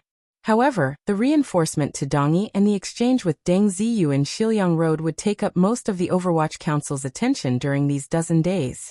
In total, 4 orders easily emptied most of the Jingdo Overwatch Council's power, and began to move them to various places in the Qing kingdom. These movements were not unusual, so they did not draw anyone's attention. However, with this, it would be difficult for the Overwatch Council to gather a powerful killing force in Jingdo again. There were not many people who could do this. Even if Fan Xian did it himself, he probably would not have done it as quickly as Yan Bingyun. In the end, Fan Xian was not someone who could handle detailed matters. He understood the Overwatch Council very well, but he still did not understand it as thoroughly as Yan Bingyun. For such a large Overwatch Council to be able to create such a result by only moving a few points, Sir Yan Jr.'s planning skills were still as powerful as ever. The only thing that could not be moved was the First Bureau of the Overwatch Council. The First Bureau was responsible for overseeing the governance of Jingdo's officials. Furthermore, the First Bureau had been personally managed by Fan Xian. Although Mu Tai had become the head of the First Bureau, the officials of the First Bureau still felt that their direct superior was the director. Although Yan Bingyun had Fan Xian's orders, he could not use overly bizarre orders to move them out of Jingdo. After Yan Bingyun finished all of this, he took a deep breath. It was as if everything he had just done had almost suffocated him. Everything is for the Qing kingdom. Yan Bingyun slowly closed his eyes. He couldn't help but think of the conversation he had with his father a long time ago. The corners of his smooth eyes twitched involuntarily. Or is it all for the Overwatch Council? When Eunuch Yao left the royal study and came to the foot of the palace walls to announce the imperial edict to Yizhong and Gong Dian, not many people in the royal palace knew of this matter. When Yizhong and Gong Dian knelt on the ground and forcefully suppressed the shock and unease in their hearts to receive the edict, Eunuch Yao handed over the emperor's letter and said expressionlessly, "General Shifei is waiting for the edict." Yizhong stood up and accepted the emperor's letter. It was as if he had accepted Dong Mountain. It was so heavy that he could barely raise his arm. He was one of the few remaining 9th-level aces in the Qing kingdom. Faced with this letter, he still felt that he could not bear the burden. Fortunately, the person who truly needed this letter was Shifei, an important official sent by the military from Yanjing. Because he had not been in Jingdo for a long time, he had been sent by the emperor on such a dangerous mission. As the head of the Bureau of Military Affairs, Yizhong couldn't help but feel a wave of sorrow for Shifei. At the same time, a chill rose in his heart. The emperor had sent the military from Yanjing to handle this matter, and not the Dingzhou army. Other than the fact that Shifei was leading the Jingdo garrison, it had to be said that Yizhong had lived in Jingdo for a long time. The emperor was not at ease with his relationship with Chen Pingping. Yizhong understood this, but his expression did not change at all. Eunuch Yao left the imperial army camp empty-handed. With his body hunched, he slowly walked deeper into the palace. Like Yizhong, many complicated emotions rose and fell in this head eunuch's heart. After serving in the palace for a long time, he was used to the conversation between the emperor and old director Qin that was completely different from that between ruler and official. He knew that in the emperor's heart, old director Qin was not just a normal official. Thinking of the emperor's angry scene in the royal study, the smile on eunuch Yao's face involuntarily became bitter. In his opinion, if the emperor truly wanted to punish old director Qin, then wouldn't it have been more convenient for the emperor to take action in Jingdo when the old director had entered the palace to bid farewell? Why did he have to wait until old director Qin had already left the capital and was on his way home before taking action? The matter was in Dazhou. The Tiger Guard who had escaped before the battle was in Dazhou. The Ministry of Justice aces that scholar he had sent were in Dazhou. The aces that the internal court had sent to help the imperial censorate were also in Dazhou. Eunuch Yao understood the emperor's intentions better than anyone. It looked like the emperor was still watching. Eunuch Yao knew that if old director Qin truly wanted to escape, unless the emperor personally led troops to chase after him, no one would be able to stop that strange old creature. He walked to Taiji Palace and leaned against the side of a pillar, enjoying a rare moment of peace. The eunuchs and serving girls who passed him bowed respectfully and slightly fearfully, and then silently left.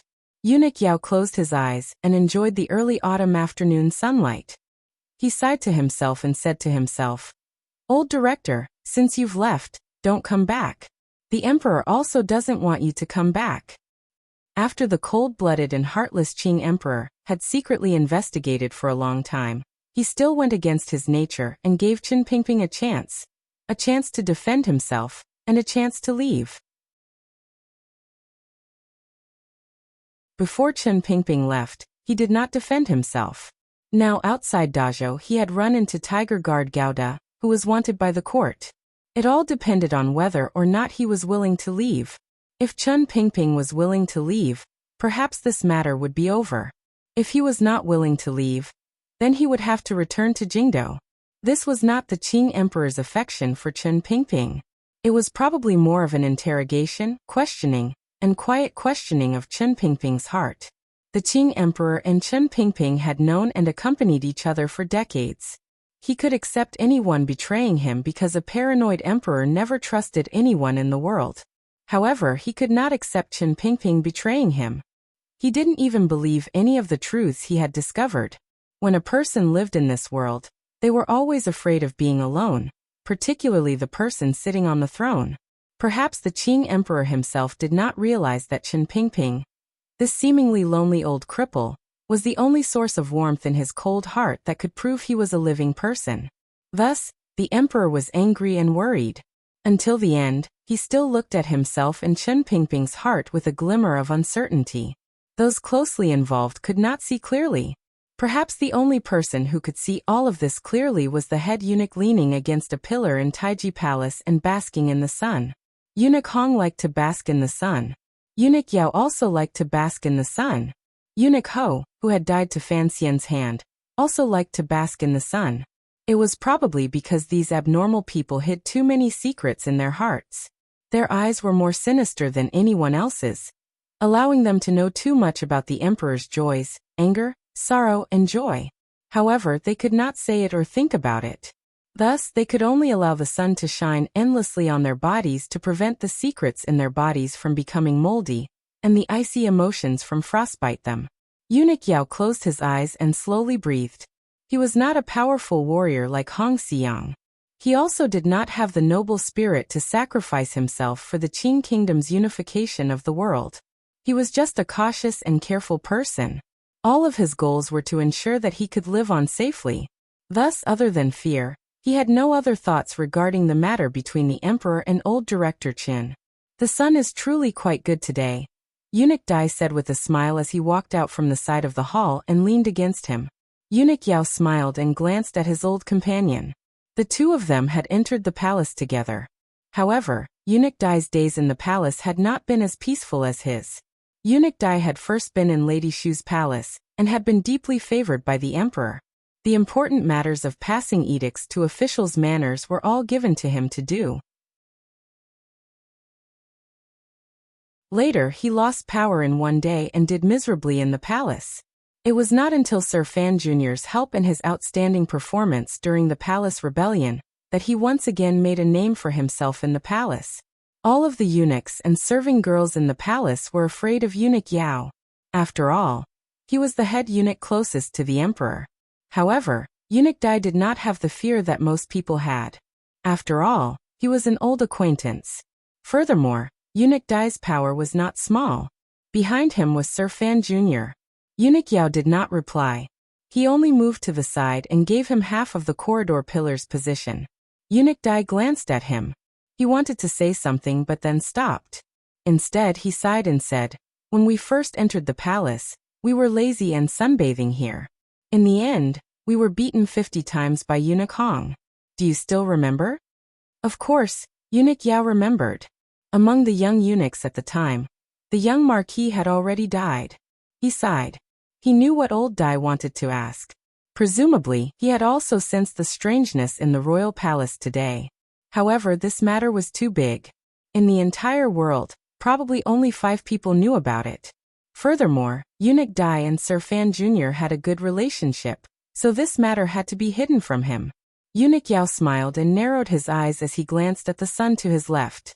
Of the companions of the past, in the end, some died and some scattered. How many of them are like you and I who still remember the friendship of being beaten together? We are still alive. As long as we are alive, that is good. Eunuch Dai shook his head. Eunuch Yao suddenly raised his head and gazed toward the end of the long corridor. He saw a young eunuch slowly walking over with his back hunched. He narrowed his eyes and said, "Hongzhu has been following you recently. How is he?" This child probably suffered a great shock 3 years ago. He's become more and more taciturn. Eunuch Dai clearly liked the clever and taciturn young eunuch.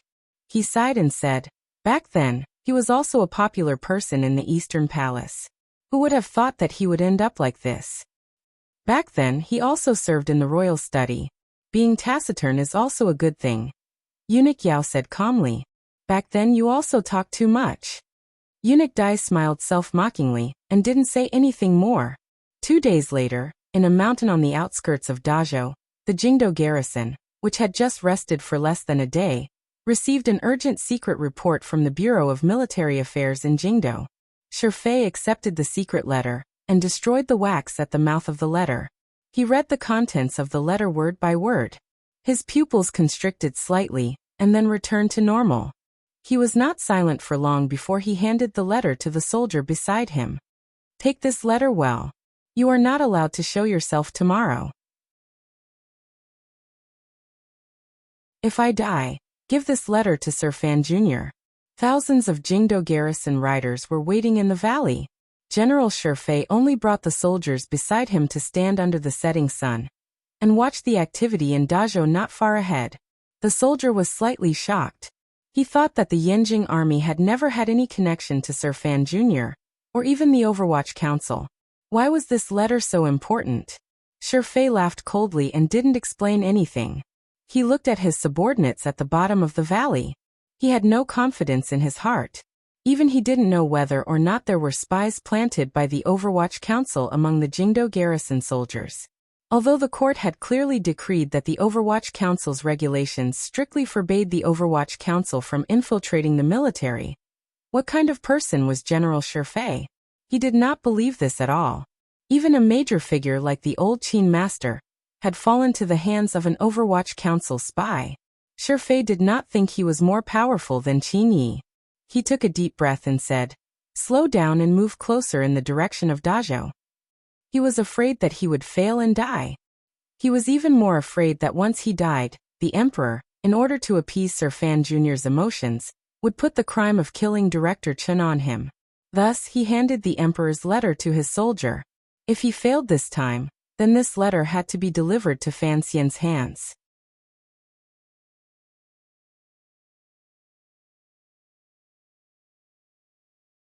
Chapter 690. Dazhou in the night, surrounded by torches, and filled with sparks in the sky and on the ground. Dazhou was not much darker than day. The previous director of the Overwatch Council, the Qing Emperor's most loyal servant and closest official, Chen Pingping, sat in his wheelchair. He looked at the people kneeling on the ground and kowtowing to him on both sides of the road. The expression on his face did not tremble at all. The fine and deep wrinkles did not bloom into the shape of a chrysanthemum. Instead, they coldly spread out. It was like a shocking scene formed on a yellow plain after being washed by rain for thousands of years. His withered and old hands slowly stroked across the wool blanket. This light gray wool blanket was always smooth and comfortable. Each time he stroked it, Chen Pingping always felt that he was stroking something he did not have the good fortune to touch. It did not take long for him to learn from the internal court eunuch what had happened in Dazhou. He also learned who the court criminal being protected by the Overwatch Council subordinates and being treated was. Gao Da? Chen Pingping was not familiar with this name, but he was not a stranger either. He knew that it was Fan Xian's trusted bodyguard. He glanced at the blood-covered criminal of the imperial court, and his cold eyes gradually narrowed. The Overwatch Council did not know that Gao Da was still alive. Chen Pingping sighed in his heart. He thought to himself that even the leader of the Tiger Guards had been turned by Fan Xian into someone who valued his life. Although Ji usually appeared indifferent and uninteresting in his conduct, unexpectedly, he had such magic in the fine details. Just as Chen Pingping had said to himself earlier, Qiao Qiao's mother had actually given birth to Qiao Qiao. This was not a very coincidental matter. Rather, it was preordained by cause and effect. The events of the past were preordained, and then they landed here. Just like how the convoy of 30 black carriages of the Overwatch Council was passing through Dazhou as normal. Outside Dazhou, they ran into the court's entourage searching for an imperial criminal. The criminal the court was searching for was one of Fan Xian's people. This was not a coincidence, nor was it a chance encounter. Perhaps there was something hidden behind all of this. Sir, he was actually able to find an escaped imperial criminal. How impressive, Chen Pingping said with a slight smile. Chen Pingping coughed twice and said with a smile. Behind him, the old servant who never left his side pushed his wheelchair towards the center of the crowd. As the wheelchair rolled on the official road, it made a heart-palpitating sound. The internal court eunuch He Qigong had a very high status in the palace. However, his personality was sinister, and he had never been liked by the nobles in the palace. So his status was not very important.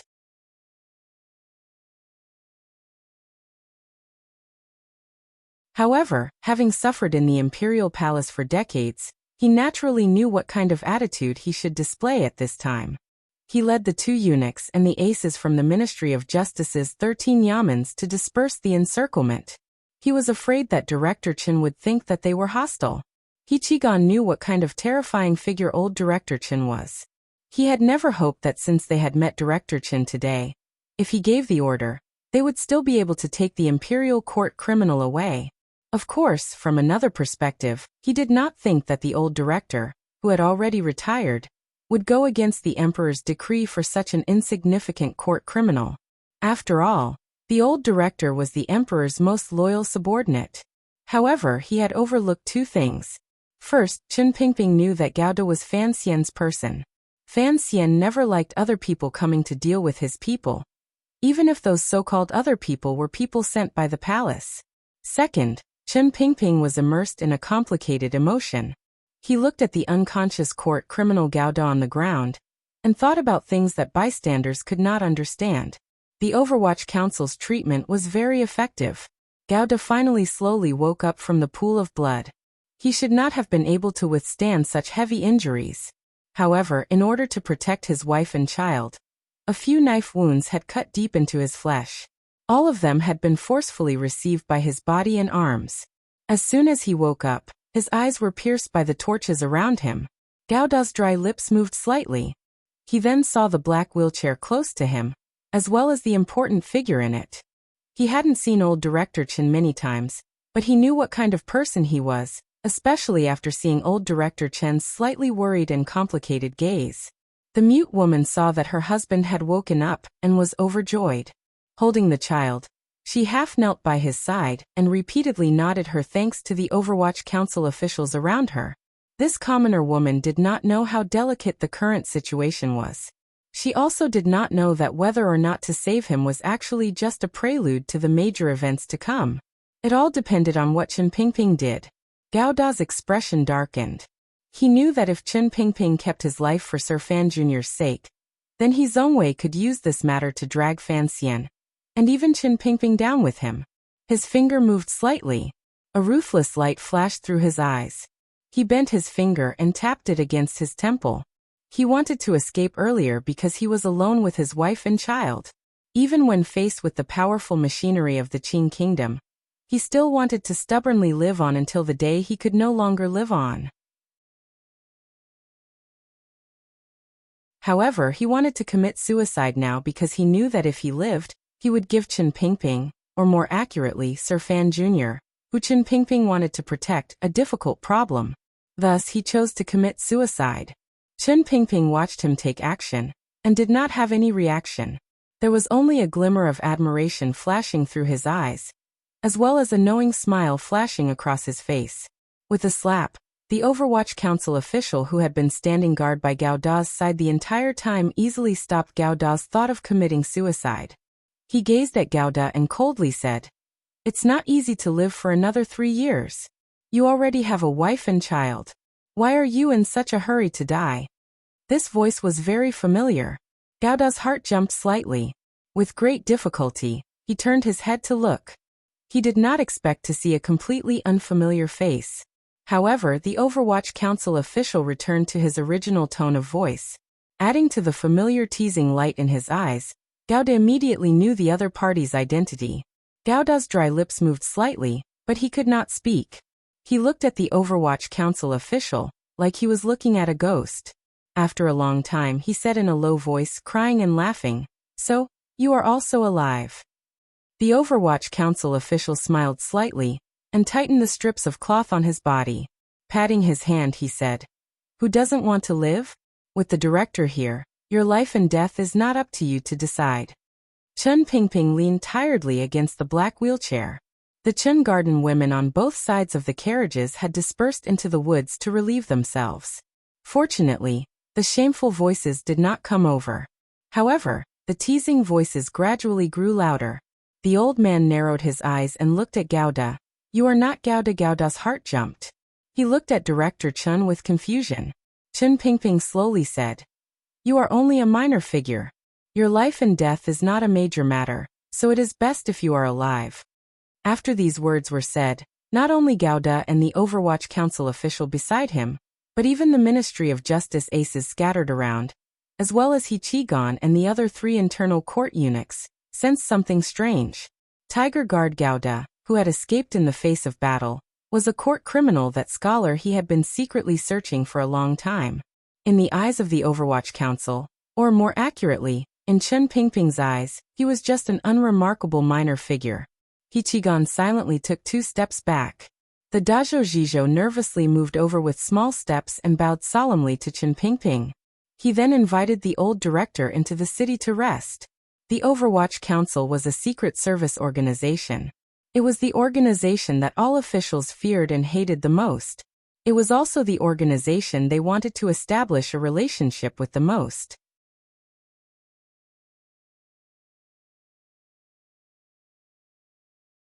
He was not satisfied. He had been sent by the internal court to Scholar He's side, and wandered through Qin Kingdom's Chaojun for a year.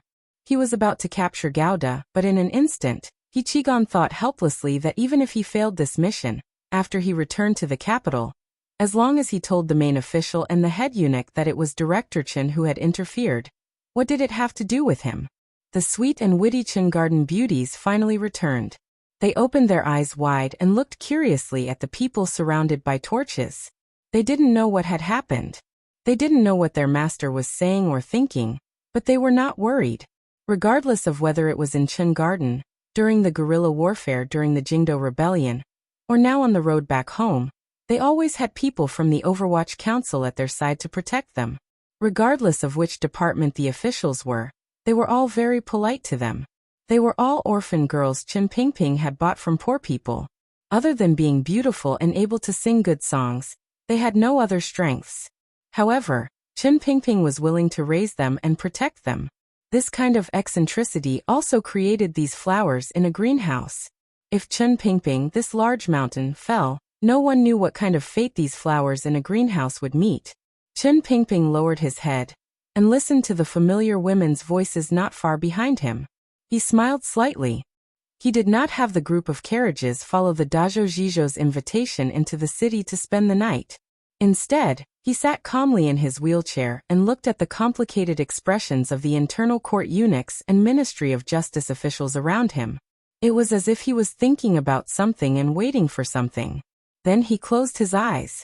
There were not many people in this world who understood the Qing Emperor as well as Chen Pingping did. Gao Da was indeed a minor figure. Even as a touchstone, he did not have that kind of hardness. However, the human heart was always a subjective thing. It was as if the emperor was saying to Chen Pingping in the dark mountains, "This criminal is the stone I left for you." There were many choices placed in front of Chen Pingping. He could save Gao Da and then leisurely return home. Although he knew that some people would immediately come before him, just as Yi Zhong and eunuch Yao thought, in the mountains of the Qing kingdom, who could stop Chen Pingping? He could ignore Gao Da's life and death, and take the women in the carriages back home to retire, and live out the rest of his life. The emperor gave Chen Pingping one last chance to choose. Regardless of which one Chen Pingping chose, perhaps it was something the emperor wanted to see. The emperor knew that if Chen Pingping did not want to return to Jingdo to face him again, then no one could force him to return to Jingdo to face him. Chen Pingping did not move. The atmosphere on the two sides of the road became more and more strange. Many people could already see that Chen Pingping seemed to be waiting for something. Was someone else coming? The Overwatch Council official who had been standing guard by Gao Da's side walked to the side of the wheelchair and lowered his body to quietly say something by Chen Pingping's ear. Chen Pingping slowly shook his head. He shook his head slowly but firmly.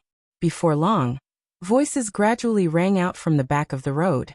These voices were not very noisy. On the contrary, they carried a cautious tone. The Overwatch Council officials did not stop this group. Instead, they cautiously used their gazes to escort them to the center of the circle of torches. The Dazhou Zhizhou, He Qigong, and the other internal court eunuchs and officials of the Ministry of Justice finally saw this group clearly. They finally knew who Director Chen was waiting for.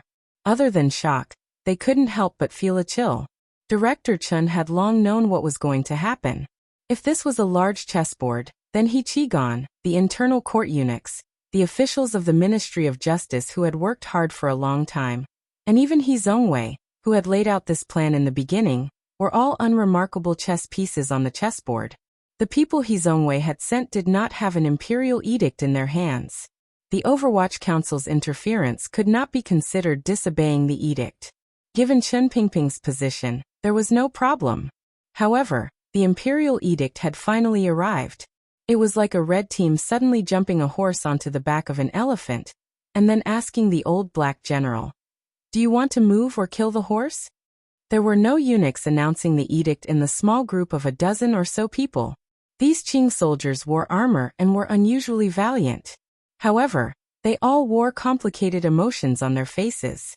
The leader of the small group held the bright yellow imperial edict high in his hand. The sound of horse hooves broke the silence outside Dazhou. All of the soldiers dismounted in unison and bowed solemnly toward Chen Pingping in the wheelchair. The leader of the small group holding the imperial edict began to read the emperor's edict in a trembling voice. The edict had nothing to do with Chen Pingping, who had returned to his hometown to retire. It was only directed at the court criminal Gao Da in the Overwatch Council carriage. It ordered the Ministry of Justice to immediately bring this traitor, who deceived the emperor back to the capital. No one was to stop him. Otherwise he would be punished with treason. After the reading of the edict, it was so quiet that one could hear the sound of water dripping from the grass not far away. Everyone's gaze turned fearfully toward the old man in the wheelchair. Even the stupidest person could see that something was wrong. How could there be such a coincidence in the world? Just now, the Overwatch Council had said that the internal court did not have an imperial edict. Now, the imperial edict had appeared in Dajo. The Dajo Jijo unconsciously took a step back. Everyone unconsciously took a step back. They finally knew that this scene was actually a game between the emperor and Director Qin. They did not have the right to participate in this matter. They didn't even have the right to take a look. The leader finished reading the imperial edict in a trembling voice, and put the bright yellow cloth back into his clothes. He then walked to the front of the wheelchair, and knelt down on one knee. In a low voice he said, "I am the Deputy General of the Jingdo Garrison, Guanxiong. Following General Shi's orders, I have come to assist the Ministry of Justice of the Internal Court in capturing the court criminal. Please make things easier for me, old director." Chen Pingping's face was slightly pale. He knew that this scene would eventually come. In the end, the emperor had not completely blocked off the final path. However, perhaps that was because the emperor had long known that he would block off this path himself. It was still the same old saying. This matter had arisen because of Gouda, but it had nothing to do with him. It was just a mutual question between him and the emperor. In the distant mountains it was all quiet. All of the horses were chewing. The Qin Kingdom's war horses had been trained very well. They didn't even make a sound when they stepped on the ground. Thousands of elite riders of the Jingdo garrison were waiting in this valley, waiting for the final order to launch the attack. Thousands of armored riders charging toward the 30 black carriages on the road should not be a difficult mission. Regardless of whether it was General Shi standing at the very front, or the Jingdo garrison soldiers behind him who already knew the inside story, they all felt that this was perhaps the most difficult battle of their lives. Shi sat quietly on the back of his horse, and put down the telescope in his hand. He did not forget that the Qin Kingdom only produced a few pairs of this telescope. The one in his hand was a gift from Sir Fan Jr. during the new year. Shi had experienced countless battles in his life. He could truly be said to be someone who had been through hundreds of battles. 3 years ago, the Dongshan Road in the capital was in chaos. The commander of the Northern Expedition Camp, Yin Xiaoi, rebelled and led thousands of soldiers to surround the Great Dong Mountain. The entire Northern Expedition Camp sank into chaos. Although the rebellion failed, and the Northern Expedition Camp was like a group of dragons without a leader, it was very likely that a mutiny or defeat would occur. At that time, Shi received the emperor's important orders and entered the Northern Expedition Camp alone.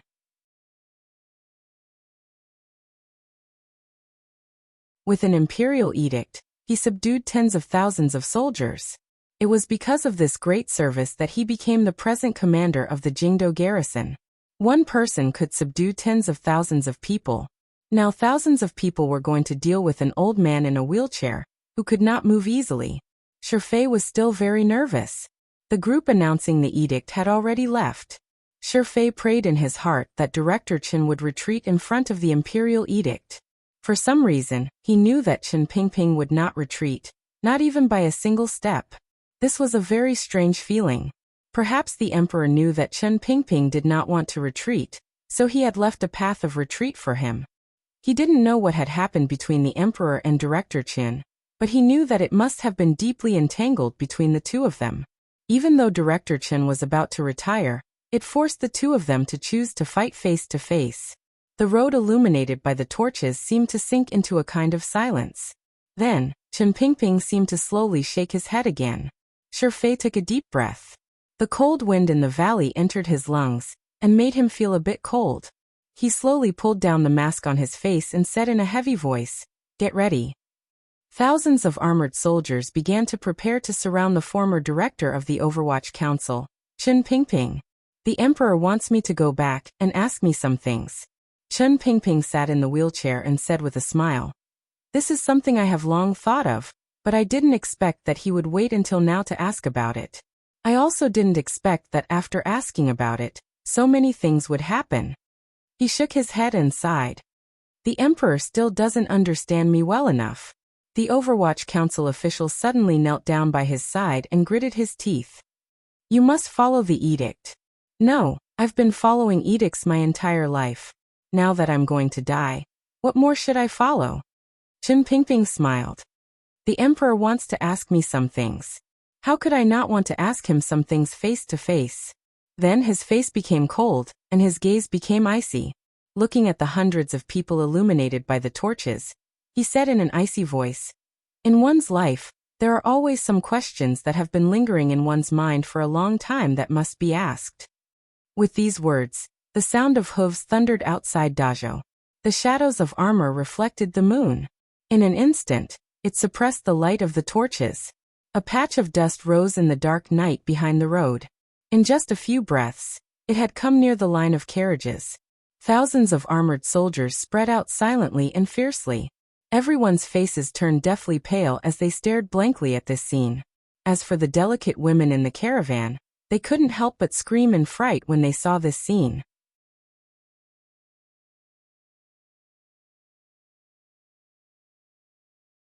Chen Pingping's expression did not change as he sat in his wheelchair. However, a mocking smile rose to the corners of his lips. He didn't speak. None of the Overwatch Council subordinates acted. They only gripped the handles of the metal rods tightly. Their fingers curled around the rings of the crossbows as they stared nervously at the riders charging toward them from the fields on either side of the road. What was different from normal battles was that the thousands of riders did not use this momentum to charge directly into the carriages and begin a slaughter. Instead, they willingly gave up the advantage of the riders' momentum and slowed down at the last moment. They only formed into 3 sharp points and surrounded the 30 carriages. Thousands of armored cavalrymen marched on the black official road, under the red torches, and under the silver moon, forming a terrifying scene.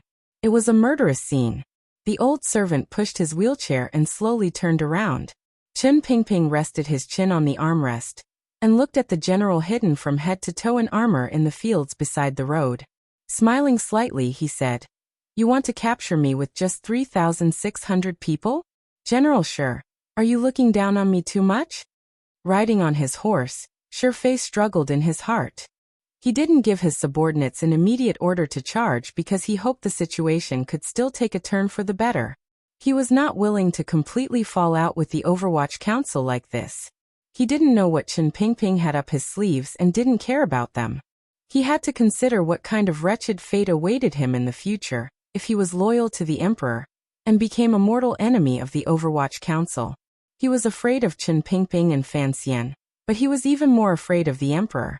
That was why he had come today but still hadn't taken action.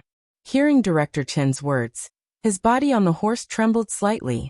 In a raspy and pained voice he said, "Director, if you resist the edict and take in an imperial criminal, I will have no choice but to..." Before he could finish, Chen Pingping had already frowned and smiled. As expected, it's always a problem of officials disobeying the imperial edict, and not a problem of the monarch sending troops to ambush an old official who has returned home. He sighed and said, "Our Majesty, even at such a time, has not forgotten to maintain his grand and righteous image. Naturally, a shady character like me naturally has to play my role well." Out of the 30 carriages, other than the carriages carrying luggage and women, the Overwatch Council escorts totaled less than 100 people. However, it was these 100 Overwatch Council officials who faced the Jingdo garrison's 3,000 riders that did not show any signs of retreat. Their expressions were as cold as always. Shi Fei watched this scene quietly and sighed in his heart. The Overwatch Council only had eyes for Director Chen. Where was the Emperor? Faced with the Emperor's edict, these Overwatch Council officials only knew to protect the director's safety. They didn't even need to think about it. No wonder the Emperor was so afraid of this matter. Shadows swayed faintly in the woods on either side of the road. No one knew how many assassins of the 6th Bureau of the Overwatch Council were inside. Shi Fei suddenly felt a glimmer of coldness. Chen Pingping closed his eyes and leaned against the wheelchair. It was as if he was about to fall asleep in the night wind. Regarding the matter of naming the children, thank you for everyone's trust. Many readers have made similar requests, but I have never dared to accept them because I know my standards are very poor. Thinking of Ping Ping, Sua Sua, Dien Dien, Duo Duo, Cici, Ruoruo, Dodo. Does anyone still dare to let me name them? I scratched my head. In the past, I had given a few names to my friends' children, such as Yuan and Yusu.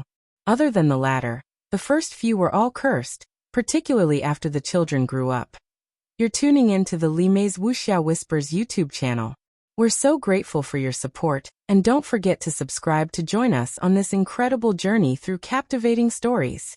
Your generosity through donations truly makes a world of difference, as it's the primary source of revenue that allows me to expand and enhance this channel for you. Thank you from the bottom of my heart for being a part of this adventure.